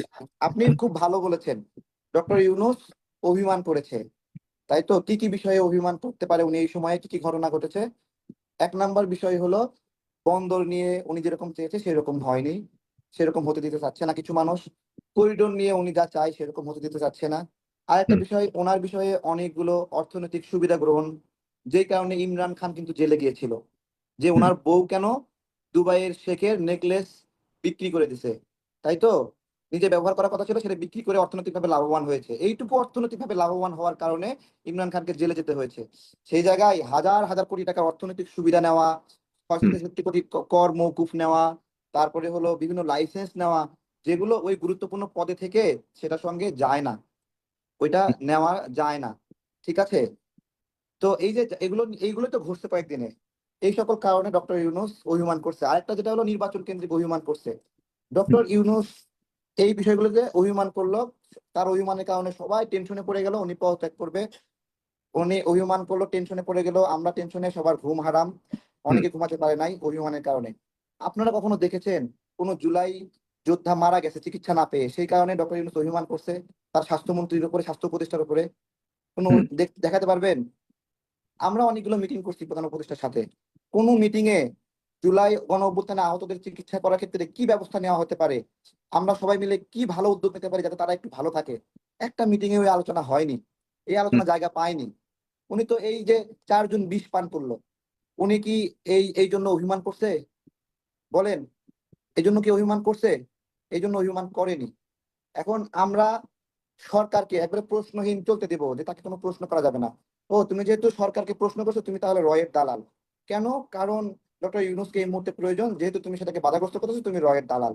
একবারে প্রশ্নহীন চলতে দিলে তো ডক্টর ইউনূস 666 কোটি টাকা কর মাফ করছে, 29 সাল পর্যন্ত ওনাকে কর দিতে হবে না, ওনার ব্যাংক 25% সরকারি শেয়ার থেকে কাইটা 10% করছে, ওনার গ্রামীণ ফোন 50,000 কোটি টাকা কর আপনার জালিয়াতি করছে। আপনি কিছুই বলতে দেবেন না, তাহলে তো আরো আড়ালে আবডালে চলতে থাকবে। এইভাবে কি চলতে দেওয়া উচিত? প্রশ্নহীন রাখতে দিতে চান কেন আপনারা? আমরা যারা প্রশ্ন করি আমাদেরকে পুরস্কৃত করা দরকার, উল্টো আমাদেরকে দালাল বানাই দিচ্ছে। ঠিক আছে, তো এগুলো তো কোনো কথা না, এগুলো এগুলো এটা কোনো ভদ্রতা না। দেখেন, মানুষের, আমি তো এখন মনে করতেছি জুলাই গণ অভ্যুত্থানে আহতদের চিকিৎসার প্রয়োজন নাই, এখন প্রয়োজন মানুষের ব্রেনের চিকিৎসা। কারণ গতকালকে যখন দেখলাম 6 জন 4 জন বিষ পান করছে, তখন সেখানে গিয়ে ট্রোল করতেছে, মানে আহতরা বিষ পান করছে, চোখে দেখে না, ওরা মনের কষ্টে বিষ পান করছে, ওদেরকে স্বাস্থ্য উপদেষ্টার পক্ষ থেকে ওখান থেকে বলা হয়েছে তোমাদের চিকিৎসা শেষ, কিন্তু ওরা চোখে দেখে না এখনো, চিকিৎসা নাকি শেষ, ওরা মনের কষ্টে বিষ পান করছে। অসংখ্য মানুষ সেটা নিয়ে ট্রোল করতেছে, আলহামদুলিল্লাহ বলতেছে। বলেন, জুলাই গণ অভ্যুত্থানে আহতদের চিকিৎসা আগে দরকার, না দেশের মানুষের আগে চিকিৎসা দরকার? হুম। তো এই যে সামগ্রিকভাবে জুলুম জুলুম, এই জুলুমগুলোর বিরুদ্ধে আমরা যখন কথা বলছি, তুলে ধরতেছি, তখন আমরা খারাপ হয়ে যাচ্ছি। দেখেন, আমরা আমাদের সুনির্দিষ্ট তার মানে দাবি, আমি মোটামুটি চলমান সোশ্যাল মিডিয়াতে সবচেয়ে বেশি বিতর্কিত বা আলোচিত বিষয়গুলিকে আপনি মোটামুটি অ্যাড্রেস করার আপনি চেষ্টা আপনি করছেন। দেখেন, সরকারের এই দেখেন নির্বাচন। হুম, সরকার, দেখেন হুম। সরকার কখনো ভালো চলার চেষ্টা করছে? কখনো ভালো চলার চেষ্টা করছে? এই যে সরকার জনগণ, বর্তমানে যাদের দ্বারা সরকার হ্যাঁ, পরিচালিত হচ্ছে তারা কি হ্যাঁ, জনগণের না কথা না, শুনে বলে মনে সরকার করেন? কখনো ভুল ভুল স্বীকার করছে? কোন সময় সংশোধনের চেষ্টা করছে? এই যে আমরা বললাম রাখাল রাহাকে এখান থেকে সরাতে হবে, আমাদের দাবি আমলে নিছে। আমরা যে এত চিল্লাচিল্লি করলাম যে এই যে ফারুকিকে এখান থেকে সরাতে হবে, সরকার আমাদের কোনো কথা শুনছে? কোনো দাবিকে, এই যে আসিফ মাহমুদের দুর্নীতি প্রকাশ পেয়ে গেল, কোনো ব্যবস্থা নিছে? কোনো ব্যবস্থা নিছে? এই যে স্বাস্থ্য উপদেষ্টার 2 জন পিএসএ, তাদের বিরুদ্ধে দুর্নীতি বের হলো, দুদকে তদন্ত চলতেছে, তাদের বিরুদ্ধে, এই যে স্বাস্থ্য উপদেষ্টার বিরুদ্ধে কোনো ব্যবস্থা নিছে? সরকার কখনো সংশোধনের চেষ্টা করছে? 3 কোটি টাকা জালিয়াতি সচিবালয়ে প্রকাশ পাইলো, যে ডিসি, এই যে আমলা নিয়োগে জালিয়াতি, ওই যে 7 দিনের একটা মানে হলো তদন্ত কমিটি হলো, এই তদন্ত কমিটি আলটিমেটলি প্রকাশ পাইছে। এই তদন্ত কমিটির ফলাফল আমাদের দেখতে ইচ্ছা করে এসব না? নিয়ে আমরা অনেক প্রশ্ন আছে সরকারের, এখন করে সরকারকে না। নিয়ে সরকার সমালোচনা নিজে করবা, কখনো, বিতর্ক এই করবো, যে অনেক দেখেন, অনেক দেখেন, অনেক জায়গা তৈরি হয়েছে। জি, দেখেন, শেষ এই যে করুন। আমরা চিল্লাচিল্লি করে বললাম নারী কমিশনে যেগুলো যেগুলো লিখছে এগুলো বাতিল করেন, মানে কিছু ইসলামপন্থীদেরকেও নারী কমিশনে রাখেন। সরকার কারেকশনের চেষ্টা করছে? সরকার একজন গের হাতে পুরস্কার তুলে দিচ্ছে, ডক্টর ইউনূস। আমরা সমালোচনা করলাম, ডক্টর ইউনূস কোনো সময় কারেকশনের চেষ্টা করছে? বলেন, কোনো সময় চেষ্টা করছে? হুম, তাহলে আমরা এগুলো যদি বলি, আমাদেরকে মন খারাপ করে মানুষ, জনগণ, এই তুই ডক্টর ইউনূসের বিরুদ্ধে বলিস, তুই দালাল। ঠিক হুম। আছে, তাহলে এগুলো সমাধানের কোনো প্রয়োজন নাই, তাই না? আমরা আমরা কোন স্ট্র্যাটেজিতে চলি? আমরা, সব মানুষ যদি সরকারের দালালি করে এইভাবে, ওটা তো শেখ হাসিনার সময়ও সবাই জান প্রাণের চেষ্টা করছে, সে বঙ্গবন্ধু সৈনিক। ওই সময় সবাই জান প্রাণের চেষ্টা করছে, সে বঙ্গবন্ধু সৈনিক। এখন জান প্রাণের চেষ্টা করতেছে সবাই হলো ডক্টর ইউনূসের সৈনিক। এই যে ক্ষমতার সৈনিক হয়ে যাওয়া, এর চেয়ে বড় দুঃখের কি আছে? আমরা যারা একটু ক্ষমতাকে চ্যালেঞ্জ করি, আমরা টুকটাক আমরা কথা বলি, আমাদের সমালোচনা আমরা চলমান যারা থাকবে। ক্ষমতাকে আমরা চ্যালেঞ্জ করি, আপনি আমাদের সবসময় অস্তিত্ব, বলবেন। মানে কি কি বলে জানেন? যে তুই কেন ডক্টর ইউনূসের বিরুদ্ধে বলি, তোর কাছ থেকে আর আম কিনবো না। এর চেয়ে হাস্যকর কথা হতে পারে? হ্যাঁ, কিন্তু আমি আজকে আজকে একটু লাইভে বলে রাখি, জনাব তারেক রহমান, আপনার আম আপনি আমাকে দিয়েছিলেন, উপহার দিয়েছিলেন, সে আম মধুর মতো মিষ্টি। আজকে আপনার একটু মানে প্রমোট করে দিচ্ছি, যারা দেখছেন অবশ্যই তারেক সাহেবের কাছে আম কিনবেন। তার আম আম। অর্ডার করতে হলে 01557136726। সাগর ভাই excuse me, হ্যাঁ, তারেক এবং ভাই আমি উপহার এই দেন এই নাই। এই পবিত্র আমি ব্যবসার তো জন্য আপনাকে স্যালিউট, যে আপনি অন্তত পক্ষে প্রচুর পরিশ্রম করেন। না, আমার রাজনৈতিক আমের ব্যবসার আমি নাম্বার রাজনৈতিক দিয়ে রাজনৈতিক অর্ডার দেওয়ার জন্য। দৃষ্টিভঙ্গি ভিন্ন। সাগর ভাই, আমার অর্ডার দেওয়ার আপনি জন্য নাম্বারটা আপনি দিয়ে দিতে দেন একটু, আপনি আচ্ছা, এক সেকেন্ড, 01557136726। ফাজিল ভাই একটু, হ্যাঁ, নাম্বারটা আবার বলেন। আমি আম নেওয়ার জন্য আমার নাম্বার দিয়ে দিই। আমের ব্যবসা বিষয়টা বিক্রি হচ্ছে না, ডক্টর ইউনূসের সমালোচনা করাই। ডক্টর ইউনূসের ভক্তরা তারা বলছে আমাকে বয়কট করছে, আমার কিনতেছে না। যাদের আম প্রয়োজন 01557136726, এই নাম্বারে মেসেজ দিলে আমের অর্ডার কনফার্ম হয়ে যাবে। ঠিক আছে, okay, thank you so much doctor Fazil. আমি বলছি আমার আম কোথায় তারেক ভাই, আমার আম কই? আমি আমি আমি আমি ঢাকায় পাঠাই দেবো, আমি পাঠাই দেবো। জি, জনাব আহ, মোহাম্মদ নুরুল ইসলাম, হাজী মোহাম্মদ নুরুল ইসলাম, আপনি বলবেন দয়া করে। তিনজনের কথা শুনলেন। আপনি একজন সিনিয়র নাগরিক হিসেবে এই দেশকে মুক্তিযুদ্ধ করে আপনি স্বাধীন করেছিলেন। এখন আরেকটা 24 দেখলেন, জুলাই আগস্ট দেখলেন। এই পর্যায়ে পরবর্তী সময় যে সংকটগুলি দেখতে পাচ্ছেন, যতটুকু শুনলেন, আপনার দৃষ্টিভঙ্গি বাংলাদেশ সরকারের প্রতি, ডক্টর ইউনূসের প্রতি, সেনাবাহিনীর প্রতি, ভারতের ভূমিকা সবকিছু মিলিয়ে আপনার মন্তব্য। সাগর সাহেব, একটা গণতান্ত্রিক দেশের প্রথম অস্ত্র হলো নির্বাচন। আমি 1965 থেকে আমি নির্বাচন দেখে আসছি। বাংলাদেশ স্বাধীনতার 54 বছরও যে নির্বাচন দেখেছি, এমন নির্বাচনে দেশ ও জাতিকে কোনোভাবেই মুক্তি দিতে পারবে না। তার জন্য আমাদের সংস্কার করতে হবে। এই নির্বাচন পদ্ধতি আর চলতে পারে না। সর্বপ্রথমেই আমি বলবো, আমাদের সরকার ব্যবস্থায় সর্বপ্রথম সংস্কার লাগবে। এখন আমাদের দেশে যে সরকার ব্যবস্থা চলছে, পার্লামেন্টারি সিস্টেম অফ গভর্নমেন্ট, 300 সংসদ সদস্যের মধ্যে 151 জন সংসদ সদস্যের সমর্থনেই প্রধানমন্ত্রী নির্বাচিত হয়। তো ওই প্রধানমন্ত্রী শুধু 151 জনের স্বার্থ রক্ষা করলেই তার 5 বছর কেন, সে আজীবন দেশ চালিয়ে যেতে পারবে। সুতরাং আমাদেরকে সেখানেই সংস্কার করতে হবে। এখন যে সরকারগুলি আছে, এগুলি হলো দলীয় সরকার, এগুলি জনগণের সরকার নয়। যখন আওয়ামী লীগ ক্ষমতায় থাকে, সে আওয়ামী লীগের সরকার। বিএনপি যখন ক্ষমতায় ছিল, বিএনপির সরকার। জাতীয় পার্টি যখন ক্ষমতায় ছিল, সেটা জাতীয় পার্টির সরকার। আপামর জনগণের সরকার কেউই ছিল না, একমাত্র জিয়া ছাড়া। জিয়াউর রহমানের যে সরকার পদ্ধতি, আমি মনে করি বাংলাদেশে আমাদেরকে ওই পদ্ধতিতে ফিরে যেতে হবে। আমি এটাকে সবসময় জিয়া ফর্ম অফ গভর্নমেন্ট বলি, যেটার অ্যাকচুয়ালি নাম হলো প্রেসিডেন্সিয়াল ফর্ম অফ গভর্নমেন্ট, যেটা গণতন্ত্রের সংজ্ঞাটা পুরোপুরি এটার সাথে মিল আছে। Government of the people, by the people, for the people. এবং ওই সরকারটাই একমাত্র জনগণের কাছে দায়বদ্ধ থাকে। তাছাড়া বাকি সরকারগুলি কেউ আওয়ামী লীগের দলের কাছে, কেউ বিএনপি দলের কাছে, কেউ জাতীয় পার্টি দলের কাছে, আবার যদি কখনো জামাতে ইসলাম, যদিও এটা ঘুরে বালি, হ্যাঁ, যদি আসে, ওইটা ওই দলেরই থাকবে। সুতরাং আপামর জনগণের সরকার যদি হতে হয়, তাহলে আমাদেরকে সর্বপ্রথম প্রেসিডেন্সিয়াল ফর্ম অফ গভর্নমেন্টের কাছে যেতে হবে। এটা বাংলাদেশের জনগণ চায় কিনা, বাংলাদেশের জনগণ কি সরকার চায়, আমাদেরকে সেই পদ্ধতিতে যেতে হবে। তার জন্য যদি গণভোটের প্রয়োজন হয়, আমাদের গণভোটে যে আমাদেরকে সিদ্ধান্ত নিতে হবে, ওইটা প্রেসিডেন্সিয়াল ফর্ম অফ গভর্নমেন্ট না পার্লামেন্টারি সিস্টেম অফ গভর্নমেন্ট। আমি মনে করি সংস্কারের সর্বপ্রথম ধাপ হলো এটা। তারপরে আসেন 5ই অগাস্টের পরে বাংলাদেশের যে অবস্থা বিরাজ করতেছিল, হাসিনা দেশটাকে যেভাবে ধ্বংস করে গেছে, সেই ধ্বংসস্তূপ থেকে ছাত্র জনতার আন্দোলনে ডক্টর ইউনূসকে একটা অন্তর্বর্তীকালীন সরকারের প্রধান করা হয়েছে। যদিও সেটা ওই সময় হওয়া উচিত ছিল এটা বিপ্লবী সরকার অথবা সর্বদলীয় জাতীয় সরকার। আমি জানি না কেন সেটা হলো না, সেটাই হওয়া উচিত ছিল। এবং এখনো আমি মনে করি সেই সময় শেষ হয়ে যায়নি। এখন সর্বদলীয় একটা জাতীয় সরকার হলে সবচেয়ে ভালো হয়। কারণ যে সংস্কারগুলির প্রয়োজন, সেই সংস্কারবিহীন নির্বাচন দিলে আমরা আবার সেই হাসিনার অবস্থাতে ফিরে যাব। আমি দেশটাকে আর ওই অবস্থায় ফিরে নিয়ে যেতে চাই না, এবং আমার মনে হয় দেশবাসীও সেটা চায় না।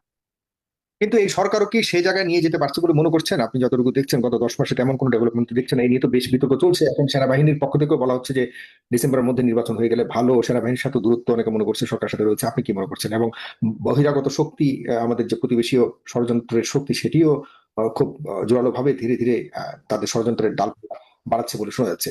এই সাগর জায়গাটা সাহেব, আমাদের প্রতিবেশী রাষ্ট্র ভারতও বলছে যে খুব শীঘ্রই নির্বাচন দিয়ে দেওয়া উচিত। আমি মনে করি ভারতের এই এখতিয়ার নাই বাংলাদেশে কখন নির্বাচন হবে এই কথাটা বলার। প্রতিবেশী রাষ্ট্র যদি মনে করে এখন যে সরকার আছে তার সাথে কাজ করবে, করবে না, নাইলে তারা অপেক্ষা করবে যখন নির্বাচিত সরকার আসবে। কিন্তু ভারতের সেই এখতিয়ার নাই বাংলাদেশে খুব শীঘ্রই নির্বাচন হয়ে যাওয়া উচিত, নির্বাচন দিয়ে দিতে হবে, হ্যাঁ, এটা বলার এখতিয়ার ভারতের আছে বলে আমি মনে করি না। আচ্ছা, সেনাবাহিনীর কথা। আমি সর্বপ্রথমেই আজকে যে সেনাপ্রধান জেনারেল ওয়াকারুজ্জামানকে আমি অশেষ ধন্যবাদ জানাই। এটা সর্বজন স্বীকৃত, উনি ছিলেন স্বৈরাচার সরকার হাসিনার একজন ঘনিষ্ঠ আত্মীয়, এবং তার গড়াই উনি সেনাপ্রধান। তারপরেও তিনি দেশবাসীর আকাঙ্ক্ষা পূরণে 5ই অগাস্ট উনি সেই ভূমিকাটা পালন করেছে। আজকে সেনাবাহিনী যেই কথাগুলি বলছে, আমি মনে করি এই কথাগুলি বলার এখতিয়ারও সেনাবাহিনীর নাই, সেনাপ্রধানের নাই। নির্বাচন কখন হবে, দেশ কিভাবে চলবে, একটা সরকার আছে, সেই সরকার যেভাবে সেনাবাহিনীকে নির্দেশনা কিন্তু দেবে। আমরা যে সংকট পার হয়ে এসেছি, তখন তো আমরা সবসময় বলতাম যে সেনাবাহিনী কিছু একটা বলুক। এখনো তো সংকট থেকে উত্তরণ হয়নি। এখনো তো এখনো সেনাবাহিনী গ্রাউন্ডে রয়েছে, আইন শৃঙ্খলা যে রক্ষার দায়িত্বে সেনাবাহিনী মুখ্য ভূমিকা পালন করছে। শুধু সেনাবাহিনী যদি মনে করে যে না, এই মুহূর্তে দেশের স্বার্থে আমাকে কিছু একটা বলা দরকার, তার ব্যক্তিগত জায়গা থেকে বলার কি কারো সেই অধিকার নাই বলে মনে করেন? না, বলার অধিকার নাই, করার অধিকার আছে। আপনার হুম। সেনাবাহিনীর সহযোগিতায় এই অন্তর্বর্তীকালীন সরকারই আমাদের এই সংকট উত্তরণের পথ বের করে দেবে। সেনাবাহিনী যদি, এই যে ডক্টর ফয়জুল বলেছেন যে 5 তারিখে যদি সেনাবাহিনী ক্ষমতা হস্তক্ষেপ করত, দেশবাসী আনন্দে আত্মহারা হয়ে জেনারেল ওয়াকারের স্লোগান দিতে থাকতো বাংলাদেশে। আমি পূর্ব থেকেই আমি সবসময় বলি, বাংলাদেশের সেনাবাহিনী যখন ক্ষমতা হস্তক্ষেপ করে দেশ ও জনগণ খুব খুশিতে থাকে, নিরাপদে থাকে। কিন্তু যখনই কোনো গণতন্ত্রের নামে একটা সরকার আসে, তারপর থেকে জনগণের ভোগান্তি শুরু হয়। এটা কিন্তু ধ্রুব সত্য কথা। কিন্তু সেনাবাহিনী সেই সুযোগ হারিয়ে ফেলছে। সেনাবাহিনীর আর কোনো সুযোগ নাই ক্ষমতা হস্তক্ষেপ করার, কোনোভাবেই টিকতে পারবে না। বরং দেশ থেকে সেনাবাহিনীটাকে বিলুপ্ত করার পায়তারা করা হবে। এটা আমি মনে করি সেনাবাহিনীকে বর্তমান সরকারের সাথে সহযোগিতা করে আমাদের যেই সমস্ত সংকটগুলি আছে সেই সংকট উত্তরণের জন্য চেষ্টা করা উচিত বলে আমি মনে করি। আজকে বিএনপি যে দলটা ডিসেম্বরের মধ্যে নির্বাচন চাচ্ছে, আমি খুব দুঃখিত এবং আশ্চর্য হয়ে যাই। যেই বিএনপি গেল 16-17 বছর একটা স্বচ্ছ নির্বাচনের জন্য আন্দোলন করে কম করে হলেও 50,000 বিএনপির সমর্থক গোষ্ঠী ঘর বাড়ি ছাড়া হয়ে আছে। আজকে তারা কি করে বলে এটা সংস্কার ছাড়া নির্বাচন করে তারা ক্ষমতায় যাবে? হ্যাঁ, নির্বাচন যখনই হয় আমি বিশ্বাস করি ক্ষমতায় বিএনপি যাবে, এতে কোনো সন্দেহ নাই। কিন্তু তারপরে কেন তারা এত লোভী হয়ে পড়লো যে এখনই তাদেরকে ক্ষমতায় যেতে হবে? আমি তো মনে করি বিএনপির তরফ থেকেই এই প্রস্তাবটা আসা উচিত, সমস্ত সংস্কার করেই নির্বাচন হবে। আমি বিএনপির কাছে অনুরোধ রাখবো, কিন্তু সরকারও যে খুব বেশি ভালো চলছে তাও তো নয়। সরকারের যে অপারগতা, সরকারের যে ব্যর্থতা, এগুলো তো ধীরে ধীরে ফুটে উঠছে এবং স্পষ্ট হচ্ছে। এই জায়গাতে সরকার কি মনে করেন না সরকারের যে ক্যাবিনেট রয়েছে সেটাকে রিশাফল করে জনগণের রাজনৈতিকবিদদেরকে নিয়ে নতুন করে একটা সরকারের কাঠামো তৈরি করে হয়তো সামনের একটা নির্বাচন এখন সেরকম আমাদের করতে সামনে পারে, বাট সরকার তো কথা শুনছে না। আমাদের সামনে একটাই পথ এখন খোলা আছে। অভিযুক্ত যে সমস্ত সদস্য আছে সরকারে, এদেরকে বাদ দিয়ে সর্বদলীয় মানে সকল রাজনৈতিক দল থেকে আপনার সংখ্যানুপাতে সদস্য নিয়ে একটা সরকার গঠন করে সমস্ত সংস্কার শেষ করে তারপরে একটা তত্ত্বাবধায়ক সরকার অধীনে একটা সুষ্ঠু নিরপেক্ষ নির্বাচন দিয়ে যেই দল নির্বাচিত হবে সেই দলের হাতে ক্ষমতা ছেড়ে দিয়ে তারা যার যার জায়গায় ফিরে যাবে। আমি এই কামনাই করি। ধন্যবাদ আপনাকে। আসছি ডক্টর ফজল হক, তাই কি আপনি মনে করেন কিনা যে আসলে এই সরকার তো রান করতে পারছে না, অনেক ব্যর্থতা ফুটে উঠছে এবং বেশ সমালোচনার মুখে পড়তে হচ্ছে। তারেক রহমানও বলছে সমালোচনার ভার এবং সমালোচনার পরিমাণ দিন দিন বাড়ছে। তো বাড়বে, স্বাভাবিক, একটা সরকার থেকে তাদের কর্মকাণ্ড করতে গেলে তাদের সমালোচনা হবে, কিন্তু সমালোচনাকে বক্তব্যে নিয়ে যেহেতু সবার একটা আন্দোলনের ফলের সরকার, এখানে সরকার যদি একটা ওই শেখ হাসিনা মার্কাই যদি আচরণ করে তাহলে তো মানুষ এটাকে ভালোভাবে নেবে না, যে শুনবো মানুষ সমালোচনা করবে, কেয়ার করবে না, তোয়াক্কা করবে না। সেই জায়গা থেকে সরকারকে মনে করেন না যে আরেকটু সচেতন হওয়া উচিত? আমাদের যারা, আপনারা যারা কথা বলছেন, দেশের মানুষ যারা যেভাবে কথা বলছে, এই বিষয়গুলোকে ধর্তব্যে নিয়ে সেই অনুপাতে সামনের দিনগুলোকে, যেমন যেটা বলছে যে সর্বদলীয় একটা সরকার এখন তৈরি করে সামনের নির্বাচনের রোড ম্যাপের দিকে এগিয়ে যাওয়ার একটা মনে হয় সময় এসছে, কিন্তু সেরকম কোনো লক্ষণ তো দেখতে পাচ্ছি না। আপনার কাছে কি মনে হয় সরকার কোন পথে যাওয়া উচিত বলে মনে করেন, জনাব ডক্টর ফজল হক? দেখেন সাগর ভাই, আসলে সরকার কিছুটা অতিরঞ্জিত পণ্ডিত নিজেদেরকে মনে করতে গিয়ে কিছুটা নিজেরাই নিজেদের যে অবস্থান সেটা তারা নষ্ট করেছে। এটা আমি সহজে যদি এক বাক্যে আপনি আনসার চান তাহলে সেটা, বাংলাদেশের জনগণ কিন্তু 5 তারিখের পরে নির্দ্বিধায় সমর্থন দিয়েছে। এবং একটু আগেও আলোচনায় যেটা বলেছি যে এই প্রথম কোন সরকার যাকে সব দল সমর্থন দিল। একটা সময় ছিল হয় ডানে দেয় নয় বামে দেয়, বাম দিলে ডান দেয় না, ডান দিলে বামে দেয় না, আবার অর্ধেক বাম অর্ধেক ডান, এইভাবে অনেক চিন্তা করে মানুষ বিভিন্ন ধরনের ইকুয়েশন করতো একটা সময়। কিন্তু এইবার কিন্তু আপনার দেখেন তাকে সমর্থন জানালো সবাই, এবং সবাই গিয়ে তাদের সাথে সাক্ষাৎ করলো, যোগাযোগ করলো, দেখা করলো, এবং তাকে অভয় দিয়ে আসলো যে আপনাকেই সরকার চালাতে হবে। আমি আজকের এই জায়গা থেকে বলছি যে সরকার কেন দুষ্টমিটায় পড়ে গিয়েছে, এর অন্যতম কারণ হচ্ছে সরকার মাঝপথে তাদের জায়গাটাকে একটু হলেও ব্যতিক্রম জায়গায় চলে যাওয়া শুরু করেছে। যেমন আমি বলি, 5 তারিখের পরে বাংলাদেশের সকল রাজনৈতিক দল তাদের প্রতি সমর্থন দিয়েছে। তাহলে বাংলাদেশের মজলুম সংগঠন কারা? মজলুম সংগঠন হইল এই শেখ হাসিনার সময় যারা নির্যাতিত ছিল তারা। এই নির্যাতিত ব্যক্তিদেরকে টেক কেয়ার করেই এই সরকার ক্ষমতায় থাকবে এবং একটা ফ্রি ফেয়ার ইলেকশন নিয়ে বিদায় নিবে। কিন্তু দেখা গেল যে তাদের মধ্যে কোনো কোনো উপদেষ্টা বাংলাদেশের সর্বজন গৃহীত একটি সেকেন্ড লার্জেস্ট পার্টি জামাত ইসলামকে নিয়ে মন্তব্য করে বসলেন। কোন দিন? যেদিন শাহবাগে তারা বিজয় অর্জন করলেন বাংলাদেশের স্বাধীনতার জন্য এবং এই যে আওয়ামী লীগকে নিষিদ্ধের জন্য, সেদিন দেওয়ার কথা সকল ইসলামপন্থী দলগুলোকে কংগ্রেচুলেশন, আর উনি ওইখানে পোস্ট করে ওই 53 বছরের পুরানো জিনিসটাই নাই না, তারপরে এখানে আবার ওই রাজাকার শেখ হাসিনার মতো কইরা এই শব্দ চয়ন করে। তারপরে আপনি নিশ্চয়ই দেখেছেন বোতল নিক্ষেপ, এটা নিক্ষেপ, সেটা নিক্ষেপ, অনেক কিছু ঘটেছে। এই যে আচরণটা, এই আচরণটা তাদের একটা পরিবার থেকে এসেছে পরে তার উপরে মানুষের আস্থা কমেছে, জনগণের আস্থা কমেছে, দলগুলোর আস্থা কমেছে। আবার এই দলেরই আবার কোন নেতা মুজিববাদ গল্প করতে গিয়ে জিয়াবাদকে ফাঁকে ঢুকাই দিছে। কোথায় জিয়াবাদ আর কোথায় মুজিববাদ, কোথায় আওয়ামী লীগ আর কোথায় বিএনপি? আপনি কখনোই বাংলাদেশে আওয়ামী লীগের সাথে বাংলাদেশের আর কোন রাজনৈতিক দলের সাথে তুলনা করতে পারেন না। তুলনা করলেই আপনি এই জুলাই বিপ্লবের চেতনার সাথে গাদ্দারি করা হবে। বিএনপির ত্রুটি থাকতে পারে, আমি বলছি না যে তাদের অনেক ত্রুটি নেই, অবশ্যই আছে, কিন্তু সেই ত্রুটিটাকে আপনি কখনোই শেখ মুজিবের সাথে তুলনা করবেন, শেখ হাসিনার সাথে তুলনা করবেন, আওয়ামী লীগের সাথে করবেন, এটা হবে না। এটা করতে গিয়ে তাদের অবস্থান নষ্ট করেছে দুই দলের কাছে। এখন এই নেতারা এগুলো করে তাদের ভিতরটা দুর্বল হয়ে গিয়েছে। যখন এইটা করে তারা সামাজিকভাবে মানুষের কাছে হ্যায় প্রতিপন্ন হচ্ছে, নিজেদের নিরাপত্তাহীনতায় ভুগছে, নিজেরাও কিছুটা শঙ্কিত হচ্ছে, তখন আবার তারা মাপ চাচ্ছে। মানে একদিন পোস্ট করে অ্যাগ্রেসিভ, আর একদিন পোস্ট করে ভাবসাব নিয়ে, আর একদিন আবার মাপ চায়। এই কাজ করতে গিয়ে তারা নিজেদের অবস্থান নষ্ট করেছে। আর একটা জিনিস তারা করেছে, সেটা হচ্ছে তারা অতিরঞ্জিত কিছু মন্তব্য, বক্তব্য, বিভিন্ন ইস্যু যেগুলো তাদের কাছ থেকে জনগণ আশা করে নাই। আমাদের জনগণ তাদেরকে ফ্রি ব্ল্যাঙ্ক চেক দিয়ে দিয়েছে। তাদের কাজ আমাদের জাতির কাছে আপনার প্রকাশ করে দাও। যেমন ডক্টর মোহাম্মদ ইউনূস বলেছিলেন যে আপনাদের সবকিছু আমরা ওয়েবসাইটে দিয়ে দিব, জনগণ জানবে যে কোন দল রাজি আছে কোন দল রাজি নাই। আমি জানি না কয়টা জিনিস এখন পর্যন্ত ওয়েবসাইটে তারা দিয়েছে বা দিবে। এইটা যদি তারা যেটা বলেছে সেটা করতে না পারে তাহলে তাদের অবস্থান থাকবে না। আর একটা জিনিস আপনাকে বলি, এই যে ধরেন আমি জানি না এটিএম আজহার সাহেবের কবে মুক্তির বিষয়ে আলোচনা আছে, সম্ভবত কালকের রায়। একজন ব্যক্তি জুলুম, 2013 সালের শাহবাগের তৈরি একটা বিষয়, সরকার কেন এই বিষয়গুলোকে সবার আগে দেখে না? সরকার কেন জুলুমবাজের শিকার ফর এক্সাম্পল তারেক রহমানের ইস্যুটা সবার আগে দেখে না? সরকার কেন জাতির যারা ক্লান্তি লগ্নে আছে তাদের বিষয়গুলো দেখে না? এইগুলো না দেখতে তাদের উপরে বিশ্বস্ততার ঘাটতি তৈরি হয়েছে। এটিএম আজহার তাকে মুক্তি দিয়ে দিতে পারতো। এরপরে আপনার দেখেন জামাত ইসলাম নির্বাচন করবে, এখন পর্যন্ত তাদের কোনো মার্কার ইস্যুগুলো এখনো পেন্ডিং। এই কারণে জনগণ মনে করে যে তাদের সাথে যে কোনো দেশের কানেক্টিভিটি আছে, অথবা তাদের ভিতরে রয়ের দালাল আছে, অথবা তাদের ভিতরে কেউ ঘাপটে মেরে ষড়যন্ত্রবাজ আছে। সে কারণে সরকার কিন্তু একটু হলেও বিপদে পড়েছে। আরেকটা বিষয়, সেটা হচ্ছে আওয়ামী লীগকে নিষিদ্ধ করা নিয়ে বাংলাদেশের এই অন্তর্বর্তীকালীন সরকারেরই কিছু উপদেষ্টা মন্তব্য করেছিলেন ভিন্ন আদলে। হতে পারে সেটা তার ফ্রিডম, কিন্তু জুলাই বিপ্লবের মানুষের চেতনা কি? বাংলাদেশে আওয়ামী লীগের নাম নিশানা নিশ্চিহ্ন থাকতে পারবে না। যারা 2000 মানুষকে খুন করেছে, মানুষকে হত্যা করেছে, তারপরে গুম করেছে, আয়নাঘর তৈরি করেছে, র‍্যাব দিয়ে ক্রস ফায়ার করেছে, রাজনৈতিক দলগুলোর উপরে অমানসিক নির্যাতন করেছে, সাগর রুনিকে হত্যা করেছে, আজকের আজকের মেজর সিনা রাশেদকে হত্যা করেছে। এইরকম করে করে এম ইলিয়াস আলী বলেন, আর ওই 2013 সালের শাহবাগীদের বিভিন্ন প্ররোচনায় পড়ে 13 জন মানুষকে ফাঁসির কাস্টে ঝুলানো বলেন, এই সব কিছু যেই সরকার করেছে তাদেরকে কোনো অবস্থায় বাংলাদেশে সিম্পিথি ক্রিয়েট করতে দেওয়া যেত না। কিন্তু এদের মধ্য থেকে কেউ কেউ বলছে আওয়ামী লীগ নিষিদ্ধ করা যাবে না, করতে হলে এই পলিসিতে করবে। এ কারণে তাদের অবস্থান নষ্ট হয়েছে। তারপরে দেখেন আন্দোলন করলো বাংলাদেশের এই আওয়ামী লীগ নিষিদ্ধের জন্য। সবচাইতে বেশি আমি ছিলাম শাহবাগে।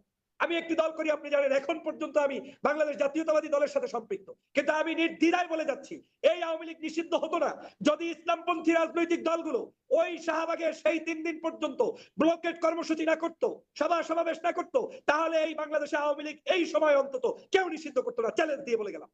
তখন জামাত নেমেছে, শিবির নেমেছে, হেফাজত নেমেছে, ইসলামী আন্দোলন নেমেছে, এনসিপির ভাইয়েরা এসেছে, আরো এর সাথে ছোট বড় কিছু রাজনৈতিক সংগঠনের নেতারা এসেছে, তারপরে বাধ্য হয়ে এবং সাধারণ শিক্ষার্থীরা এসেছে, কিছু বোনেরা এসেছে, আমি তাদেরকেও ধন্যবাদ জানাই। সবাই মিলে যখন আন্দোলন করলাম সফল হলো। কেন আমাদেরকে আন্দোলন করতে হবে? সরকার সেই কারণেই নিজেই দুর্বল হয়েছে, আমরা করিনি। আর যদি সরকার গর্জন করতো বাঘের মতো, তারা যদি সিংহের মতো ওই 5 তারিখের পরে ক্ষমতা নিয়ে একটার পর একটা আওয়ামী লীগের সকল জুলুম, নির্যাতন, অত্যাচারের শিকার যেই সকল মানুষ তাদেরকে মুক্তি দিয়ে দিতে ভালো সুযোগ করে দিত, তাহলে আজকে তারা কিন্তু সবচাইতে জনপ্রিয়তার শীর্ষে থাকতে। আর একটা বেইমানি করছে দেখেন, চরমোনাইয়ের যে কি বলে নাইবে আমির মুফতি ফয়জুল করিম সাহেব, উনি চরমোনাইয়ের বরিশালের মেয়র হওয়ার কথা, ওনার মেয়রটা এখনো ঝুলাই রাখছে। কি কারণে রেখেছেন? আওয়ামী লীগের মেয়র পালিয়ে গিয়েছে, উনি ওইখানে সকাল 10টা পর্যন্ত 30,000-এর অধিক ভোট পেয়েছে। তার উপরে নির্বাচন কমিশন তখন বলেছে উনি কি ইন্তেকাল করেছে। এই ইন্তেকাল কমিশন চরমোনাইয়ের পীরের মৃত্যু নিশ্চিত হতে চেয়েছে, সেই পরে ওখানে তারপরেও তিনি সেকেন্ড হয়েছে। আজকে তার মামলা করার পরেও তার মামলায় কারসাজি কেন? দাড়ির কারণে, টুপির কারণে, জুব্বার কারণে, ইসলামী দল করার কারণে। এই বৈষম্যের জন্য তো 5 তারিখ বাংলাদেশে কেউ স্বাধীনতা করে নাই। সে কারণেই এই সরকারকে আজকে কিন্তু একটু হলেও দুর্বল দুর্বল ভাব মনে হচ্ছে। তবে আপনাকে সাগর ভাই একটা কথা বলি, বাংলাদেশের জনগণ অনেক ভালো, আজও এই ব্ল্যাঙ্ক চেকে এই সরকারকে সহযোগিতা করছে। এখনো ইসলামপন্থী দল সহ সমগ্র জি, রাজনৈতিক দল তাকে গিয়ে সমর্থন জানিয়েছে। ধন্যবাদ। আর দাঁড়িয়ে তো একেবারে নির্দ্বিধায় ওনাদের জামা কাপড় সব দিয়ে আসছে জমা, যে আপনারা থাকেন, জুন পর্যন্ত থাকেন, আপনাদেরকে নিয়ে মরতে চাই, আপনাদেরকে নিয়ে বাঁচতে চাই। এইরকম ব্ল্যাঙ্ক চেককে যারা আজকের বাংলাদেশের সরকারকে সহযোগিতা করছে তাদেরকে আপনি শত্রু বানাচ্ছেন, দূরে ঠেলে দিচ্ছেন। আপনি তাহলে নিজে নিজেই তো দুর্বল হচ্ছেন। জি, তারপরেও আমি বলবো সরকারের উচিত হবে, সরকার এই জুলুম নির্যাতনের শিকার হওয়া প্রত্যেকটি রাজনৈতিক দলগুলোর সাথে বন্ধুত্বপূর্ণ সম্পর্ক করতে হবে। আমি তো মনে করি জি, 5ই শেষ আগস্টের করতে হবে। পূর্বে যারা আমার বন্ধু ছিল আজও তারাই আমার বন্ধু। আমার কোনো শত্রু নেই একমাত্র আওয়ামী লীগ ছাড়া, এবং আওয়ামী লীগেরও খুনি, লুটেরা, সন্ত্রাসী ছাড়া আমার কেউ আজকের শত্রু হতে পারে না। অতএব আপনাকে আমাদের ধন্যবাদ। কনসেপ্ট নিয়ে আসতে হবে, ইমরান নাই, ঐক্যবদ্ধ হতে হবে, দেশকে এগিয়ে নিয়ে যেতে হবে, সরকারকেও সে বিষয়ে মাথায় রেখে আগামীর পথ চলতে হবে। আপনাকে সরকারের ধন্যবাদ। জি, সরকারের প্রতি যে জনাব মানে আপনার পরামর্শ বা সরকার যেভাবে চলছে এটাকেও কিভাবে আপনি মূল্যায়ন করছেন? আচ্ছা, ধন্যবাদ সাগর ভাই। আসলে জুলাই বিপ্লবের আগে বাংলাদেশের মানুষের যেই একটা প্রত্যাশা, রাজনৈতিক ভাবে বলেন, স্বাধীন স্বাধীনভাবে বলেন, সেটার যদি রাজনৈতিক ভাবে যদি বলতে চাই তাহলে সেটার আমার মতে মৃত্যু হয়েছিল 2023 সালের 28 অক্টোবর। বাংলাদেশের রাজনৈতিক ঐক্যমত গঠন হওয়ার পরে বা বিএনপি বা জামাত ইসলামী থেকে শুরু করে একটা নির্বাচনের দাবিতে এবং একটা সুস্থ ধারার পলিটিক্সের দাবিতে যে 28 অক্টোবর 2023 সালে যে আন্দোলনটা, সেটা ব্যর্থ হওয়ার পরে এক প্রকার হতাশাগ্রস্ত হয়ে গেছিল বাংলাদেশের মানুষ, রাজনৈতিক দলগুলো থেকে কিন্তু সরিয়ে নিয়েছিল। এটা বলা কোনো বাহুল্য, কারণ একটা আন্দোলন এভাবে পতন হওয়া, বিগত 1.5 থেকে 2 বছর তারা যেভাবে মাঠটাকে গরম করে আহ মাত্র 3-4 ঘন্টার একটা সমাবেশ পণ্ড করে দেওয়া সরকার কর্তৃক, মানুষ কিন্তু আশাহত হয়েছিল। 15 বছরের ফ্যাসিজম থেকে মুক্তির কোনো দিক নির্দেশনা সেটার পরে ছিল না। তো আমরা যেটা দেখলাম যে কোটা সংস্কার আন্দোলন এবং পরবর্তীতে এই কোটা সংস্কার আন্দোলন থেকে বৈষম্য বিরোধী ছাত্র আন্দোলন, যেটি আহ বাংলাদেশের সরকারি চাকরি কোটার যে সংস্কার সেটার দাবিতে, পরবর্তীতে আমরা দেখলাম যে সরকারের অত্যাচার, নিপীড়ন এবং এই একটা পরিক্রমা টেনে একটা গণহত্যার দিকে চলে যাওয়া, স্ট্রিম রোলার, আওয়ামী লীগের একদম চূড়ান্ত চরিত্রটা জনগণের সামনে উন্মোচিত করে দেওয়া এবং ছাত্রদের সাথে জনতার মিলিত হয়ে যাওয়া এবং জানের পরোয়া না করে জীবনের মায়া ত্যাগ করে ছাত্র জনতার রাজপথে টিকে থাকা এবং এই লড়াইটাকে চূড়ান্ত লড়াই হিসেবে বিজয় নিয়ে আসা, এটা বাংলাদেশের মানুষ একটা অভাবনীয় অধ্যায় রচনা করে দিয়েছিল সেই 5 আগস্ট এবং জুলাই, সেই 36 দিনের সেই জুলাইয়ের আন্দোলন। আমরা রাজনৈতিক দল আহ থেকে শুরু করে সারা বাংলাদেশের মানুষের একটা আশা আকাঙ্ক্ষা ছিল যে বাংলাদেশে যে 15 বছরের অত্যাচার, নিপীড়ন হয়েছে, সামাজিক বৈষম্য হয়েছে, একটা পরিবারের কাছে, একটা দলের কাছে রাষ্ট্র যেভাবে জিম্মি হয়েছে, সেখান থেকে বাংলাদেশের মানুষ মুক্তি পাবে। কিন্তু আমরা যেটা দেখলাম যে 5 তারিখ পরবর্তী সময়ে বাংলাদেশের রাজনৈতিক দলগুলোর মধ্যে সবচেয়ে যে বড় দলটা, বাংলাদেশী জাতীয়তাবাদী দল বিএনপি, যাদের কাছে সবচেয়ে বড় দায়িত্বশীল আচরণ আমরা আশা করেছিলাম, তারা 72 ঘন্টার ভিতরে একটা সমাবেশ দিল এবং সেই সমাবেশ থেকে তারা 3 মাসের ভিতরে একটা ইলেকশন দাবি করেছে। সেটা তারা সমালোচনাও হয়েছে, জনগণ কর্তৃক তারা নিন্দারও তারা পেয়েছে।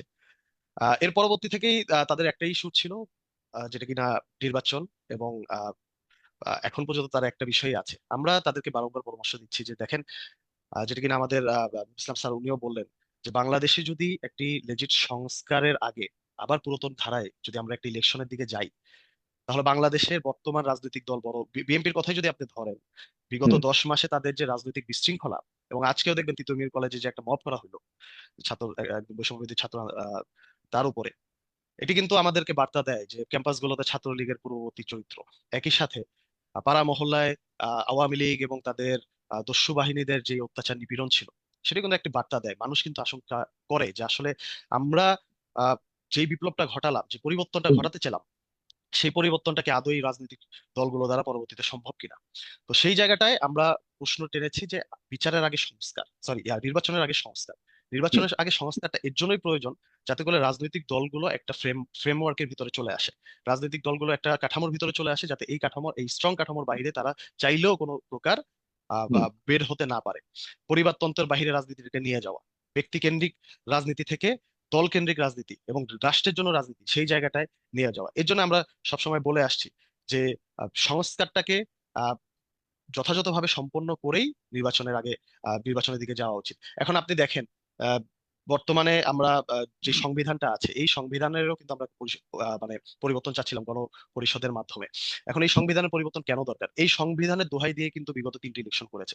সাংবিধানিক ধারাবাহিকতা, সংবিধান রক্ষা, সরকার রক্ষা বা নির্বাচন, এই বিষয়গুলোকে টেনেই কিন্তু বিগত সময়গুলোতে তারা একটা বৈষম্যমূলক এবং একটা মানে রাজনৈতিক দলগুলোকে মাইনাস করে এবং জনগণের ভোটাধিকার কেড়ে নিয়ে তারা কিন্তু নির্বাচনগুলোকে সম্পন্ন করেছে 14, 18 এবং 24-এর বিভিন্ন পন্থায় তারা একই। তো সেই সংবিধানকে যদি আপনি রেখে আরেকটা নির্বাচন সংস্কার না করে আরেকটা নির্বাচন করে নিয়ে যান এবং আরেকটা রাজনৈতিক দল সেখানে এই কাঠামোর উপরে এসে বসে, তাহলে সেই একই চরিত্র তারা ধারণ করবে না, এটার গ্যারান্টি এবং এটার সন্দেহ কিন্তু জনগণের মাঝখানে তার মানে কি আছে। আপনার বিএনপির ভয়েই বিশেষ করে আপনার নির্বাচনটাকে পেছাতে চাচ্ছেন? আপনারা মনে করছেন যে বিএনপি আসবে, একই আচরণ এটা করবে? এটা এটা শুধু বিএনপির ক্ষেত্রে না, দেখেন এখানে যদি এনসিপিও আসে, আমরা এনসিপির কথা বলছি যে আমরা যে সেটা কি স্বৈরাচারী সেটা আচরণ কি করবো সেটা না কি এই মনে কাঠামো হলো থেকে যে চেষ্টা জনগণ করবো। সেই সিদ্ধান্তটা দিক, জনগণ সেই সিদ্ধান্তটা নিক ভোটের মাধ্যমে, নির্বাচনের মাধ্যমে? না, ওইরকম জনগণ তার সিদ্ধান্ত কিন্তু 5 আগস্টে দিয়ে দিয়েছে। আপনি বাংলাদেশে ঢাকা শহর থেকে শুরু করে পাড়া মহল্লার যতগুলো দেয়াল আছে আপনি গ্রাফিটি গুলো দেখেন, বিকল্প কি? অনেক প্রশ্ন তারা কিন্তু এই গ্রাফিটির মাধ্যমে তুলেছে। এখানে কিন্তু কেউ শিখিয়ে দেয় না। এই যে ছাত্র জনতা তারা কিন্তু নিজে, যারা আর্টও জানতো না তারাও লিখেছে, দুটো লান তাদের মনের ভাষাগুলো কিন্তু ব্যক্তই করেছে। ওইটাও কিন্তু একটু গুরুত্ব নিয়ে আসা উচিত ছিল যে জনগণের ভাষা তারা দেয়ালে কিভাবে লিখেছে সেটা নিয়ে একটা গবেষণা করে সেটাকে মূল্যায়ন করা। যাই হোক, সেটা একটা বিপরীত আহ, আহ, চিন্তা। যাই হোক, আরেকটা বিষয় হচ্ছে যে জুলাই অভ্যুত্থান কিন্তু এমনি এমনি ঘটে নাই। এটা কিন্তু একটা ব্যাপক বিশৃঙ্খলা এবং ব্যাপক ত্যাগের মাধ্যমে হয়েছে। এটা আমি আমি আমার ভাষায় সবসময় বলি যে অস্ত্রের সাথে নিরস্ত্রের যুদ্ধ। সরকার তার সর্বোচ্চ শক্তি প্রয়োগ করেছে। কোনো আন্দোলন দমনে হেলিকপ্টার থেকে গুলি করা, এটা নজিরবিহীন এবং একটা স্বাধীন বাংলাদেশ। এবং একই সাথে সেনাবাহিনী থেকে শুরু করে, সেনাবাহিনীর একটা পক্ষ, আমি সমগ্র সেনাবাহিনীকে বলবো না, তারপর আপনার RAB, BGB, army, Chhatra League, Jubo League এবং একই সাথে বৈদেশিক দস্যু। এটা কেন বলছি?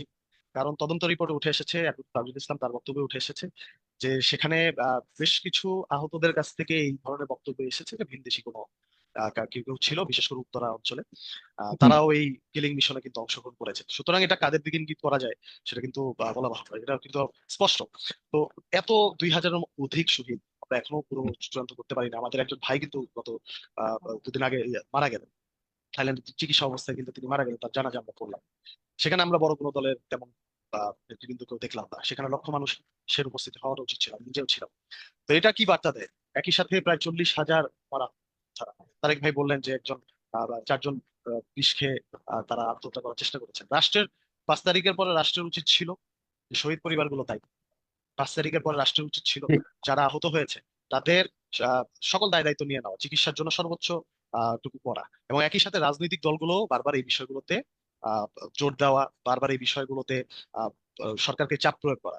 যে নির্বাচন প্রশ্নে যতটুকু আমরা চাপ প্রয়োগ করেছি ততটুকু কি আমরা শহীদ আহতদের প্রশ্ন করেছি কিনা? এনসিপির একটি প্রতিনিধি দল কিন্তু ডক্টর ইউনূস স্যারের সাথে দেখা করতে গিয়েছিলাম। তারা কিন্তু এই বিষয়ে বলে এসেছে যে বৈঠকে যে শহীদ পরিবার এবং আহতদের পুনর্বাসন বিষয়ে কিন্তু প্রয়োজনীয় পদক্ষেপ নেওয়ার জন্য কিন্তু তারা স্পষ্টভাবে বলে এসেছে। আরো অনেক দল গিয়েছে, তারা তাদের থেকে কিন্তু এই কথাগুলো আসে নাই। আমরা চাই যে তাদের থেকে এই কথাগুলো আসুক। তাদের এই হতাশাগুলো কিন্তু সামনে আরো বৃদ্ধি পাবে, জি। তখন কিন্তু আমাদের কিন্তু এই দায়গুলো থেকে যাবে। আরেকটা বিষয় আমি অ্যাড্রেস করতে চাই, সেটা হচ্ছে যে আহ, নির্বাচনের প্রশ্নে অবশ্যই আমরা যাব। আমাদের একটা টাইমলাইন চলছে, সেটা হচ্ছে জুলাই ঘোষণাপত্র। এটা কেন প্রয়োজন, এটা কি প্রয়োজনীয়তা, সেটা আমরা বারংবার বলে এসেছি। জুলাইটাকে একটা বিপ্লব এবং একটা গণঅভ্যুত্থান এবং ছাত্র জনতার এই যে অভাবনীয় পূর্ণ যে গণঅভ্যুত্থান, এটার একটা স্বীকৃতি দরকার। একই সাথে আহত এবং শহীদদের একটা স্বীকৃতি দরকার। তারেক ভাই একটা বললে যে এখন আহতরা আহতরা কমেন্ট সেকশন সোশ্যাল মিডিয়ার কথাই বলেছেন যে আলহামদুলিল্লাহ, আরো অনেক কিছু লেখা। আওয়ামী লীগের বদবাহিনী আছে, তারা টাকা দিয়ে এগুলো করছে। এটা আপনি দেখবেন তাদের এই বিষয়ে তাদের তাদের এ টিম থেকে শুরু করে আরো অনেক পেজ তারা আছে, অনেক ইনভেস্ট করছে গুপ্ত রাজনীতি। হ্যাঁ, গুপ্ত রাজনীতি করেই কিন্তু তারা এই বিষয়গুলো প্রতিষ্ঠা করার চেষ্টা করছে, যে যাতে করে তারা বুঝাতে পারে যে জনগণের সমর্থন আছে। হ্যাঁ, তো এই যে ম্যানিপুলেশন করা সোশ্যাল মিডিয়াকে, এটা তাদের শুধু একার পরিকল্পনা না।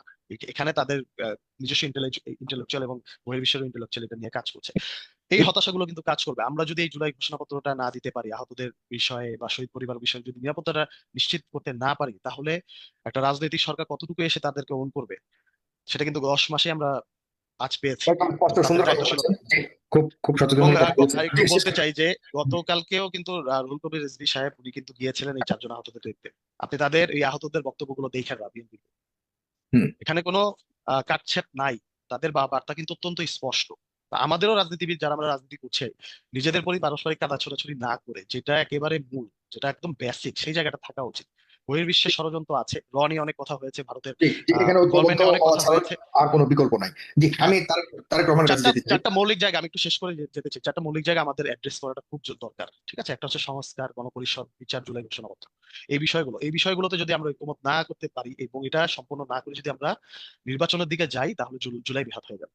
সুতরাং এই একদম বিষয়গুলোতে একদম টু দ্য জাতীয় পয়েন্ট, ঐক্যটা তারেক রহমান দরকার। অন্যদিকে তারেক রহমান বিএনপির অবস্থান বিপরীত। আপনার বক্তব্য।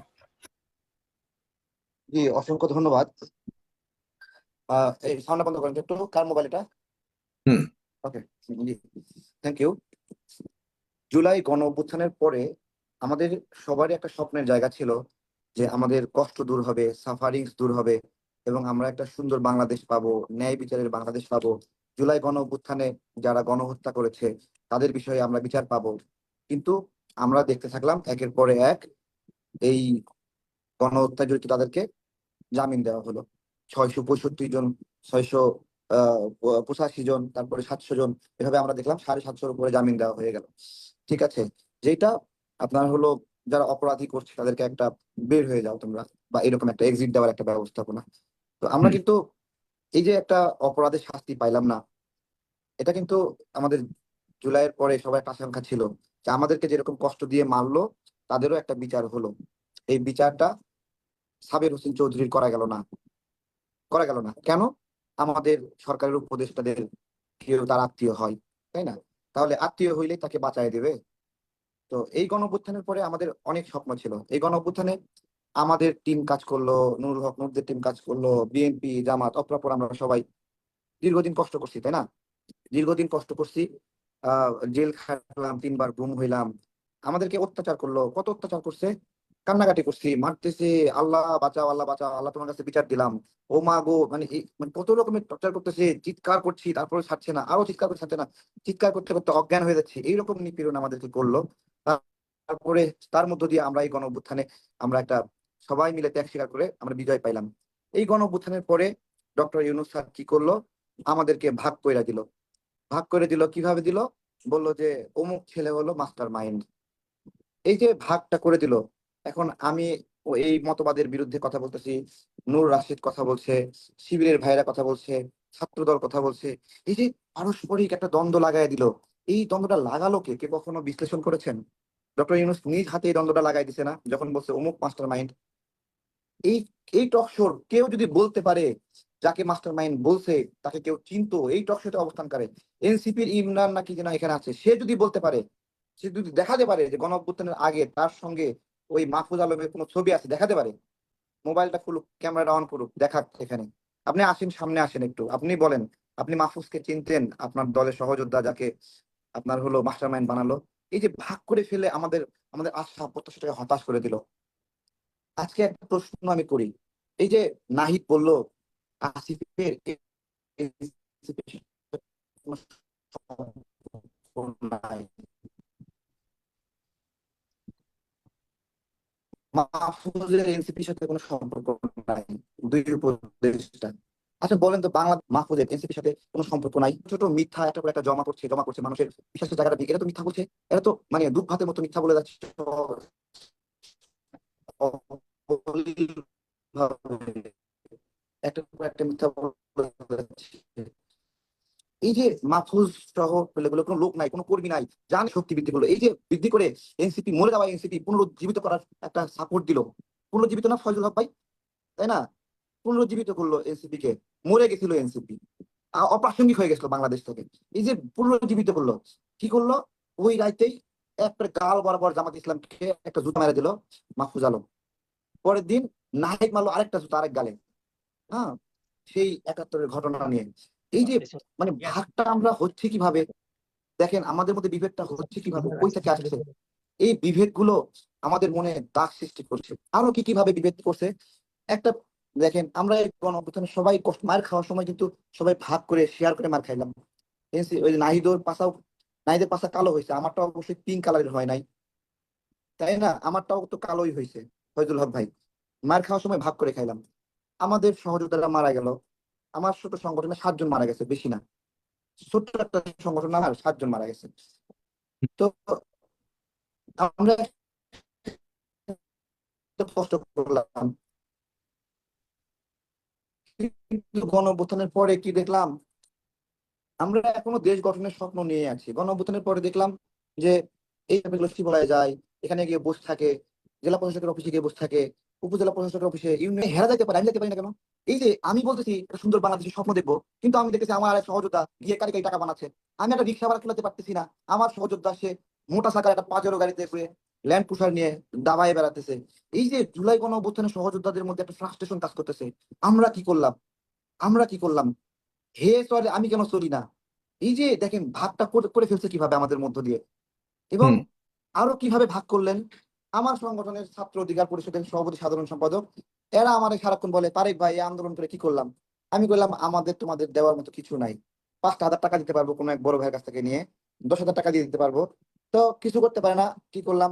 91,000 টাকা ধার দিয়ে উবারের রাইড শেয়ার করার জন্য একটা সেকেন্ড হ্যান্ড বাইক কিনে দিলাম। এরপরেও তার মন ভরতেছে না। ওই যে দেখতেছে এনসিপি ওরা হাত ভরে কামাইতেছে কামাইতেছে, বুঝছেন? ছাত্র অধিকার সভাপতি ওকে রাখাই গেল না, শেষে এখান থেকে সভাপতি সাধারণ সম্পাদক সহ 10-12 জন চলে গেল এনসিপিতে। তাহলে এই যে অন্যায় সুবিধা দেওয়ার জন্য অর্থনৈতিক লাভের ডক্টর ইউনূস একটা ক্ষেত্র তৈরি করলো এনসিপির জন্য, এর ফলে আমার সংগঠন ভাঙ্গে এখান থেকে চুরমার করে দিয়া সংগঠনের সদস্যদেরকে নিয়ে চলে গেল, নূরের সংগঠনে নিয়ে গেল, শিবিরের ভাইদেরকে কিছু নিয়ে গেল। এই যে আমাদেরকে, আমরা রেওয়ার্ড পাওয়ার পরিবর্তে আমাদেরকে ভেঙে খান খান খান খান খান খান করতেছে, আমার অস্তিত্ব নিয়ে টান দিচ্ছে। আমি ধ্বংস, আমি আজকে বিলুপ্ত প্রায় হয়ে গেছি। কেন না বিলুপ্ত প্রায়? আমার এখানে অর্থনৈতিক ব্যবস্থাপনা নাই, আমার এখানে ছেলেপেলে ঠিক মতো খাইতে পারে না, কিন্তু এনসিপির ওখানে গেলে খায় না, শুধু 14 গোষ্ঠী নিয়ে খাওয়াই, কম্বল বিতরণ করে, তাই না? তারপরে এ, বিভিন্ন ত্রাণ দিচ্ছে, এলাকার মানুষের কাছে ভালো হচ্ছে, আর আমি হচ্ছি যে নিন্দিত। আমার এলাকার মানুষ মনে করে আরে কতই না কামায় কামাল করে ফেলতেছে, কিন্তু আমি রিক্সা ভাড়া দেওয়া আমার জন্য কষ্ট হয়ে যাচ্ছে। আমি কি করতেছি? এই যে ভাগের রাজনীতি, ডক্টর ইউনূস ডিসাইড করে ফেলছে যে উনি শুধুমাত্র এনসিপি কেই প্রমোট করবে, এনসিপি উনার দল। এই যে বলতেছে এনসিপির ছেলেপেলেরা যে সরকারের সাথে তাদের কোনো সম্পর্ক নাই, আল্লাহর আকাশ ভাঙিয়ে পড়বে এদের উপরে। এই যে মিথ্যাচারিতা, যে ওদের সাথে সরকারের কোনো সম্পর্ক নাই, ওরা সরকারের অংশ না, এই যে একটা মিথ্যার উপর তারপরে তারা দাঁড়াইতেছে যে তাদের সাথে সরকারের কোনো সম্পর্ক নাই, এর বিচার হবে না? এই মিথ্যার কোনো ইমরান বিচার হবে না? নাইমের উপরে কি তাহলে আল্লাহর গজব পড়বে বলতেছেন আপনি? না না, গজব পড়বে না, একটা মিথ্যা সুবিধা নিচ্ছে, হাত ভরে খাইতেছে, একবারে স্মার্ট ফুল বাবু হয়ে যাচ্ছে, আমার চুল উপরা খুকরা হেসুল স্মার্ট করে জেল লাগাই চলে আসছে এখানে। এটা তো ভাই এটা এই যে ভাই এই যে শোনেন, তাদের না না না, না না এভাবে বললেন দুর্নীতি শোনেন, বলা হচ্ছে, কিন্তু এভাবে এই তো তাদের এটা কোনো বিষয়। প্রমাণ নাই। ব্যক্তিগত আমি ব্যক্তিগত আমি আমি আমি দুর্নীতির না না, কোনো প্রমাণ এই পর্যন্ত এই যে দিতে পারে নাই। দেখেন, জেল আমি লাগা 150 টাকা দিয়ে, কে আমি কিভাবে 150 আসছে টাকা না দিয়ে, আসছে সেটা আমি ব্যাকগ্রাউন্ড 150 জানেন, টাকা দিয়ে, তারপর কথা বলেন। শোনেন, আমি 150 টাকা দিয়ে এই ডাইসের লেখা গেঞ্জিগুলো 150 টাকা দিয়ে 120 টাকা পাওয়া যায়, এটা নিয়ে পড়ে আসছি। হেরা 7,000 টাকা দামে পাঞ্জাবি পড়তেছে।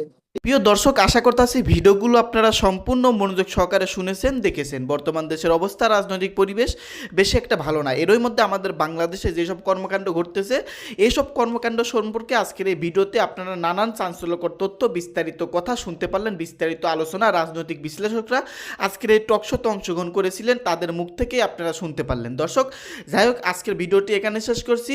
দেখা হবে সামনের নতুন কোনো আপডেট নিউজ নিয়ে, নতুন কোনো ভিডিও নিয়ে। সে পর্যন্ত এই চ্যানেলের সঙ্গে থাকবেন এবং চ্যানেলটাকে সাবস্ক্রাইব করবেন। ধন্যবাদ।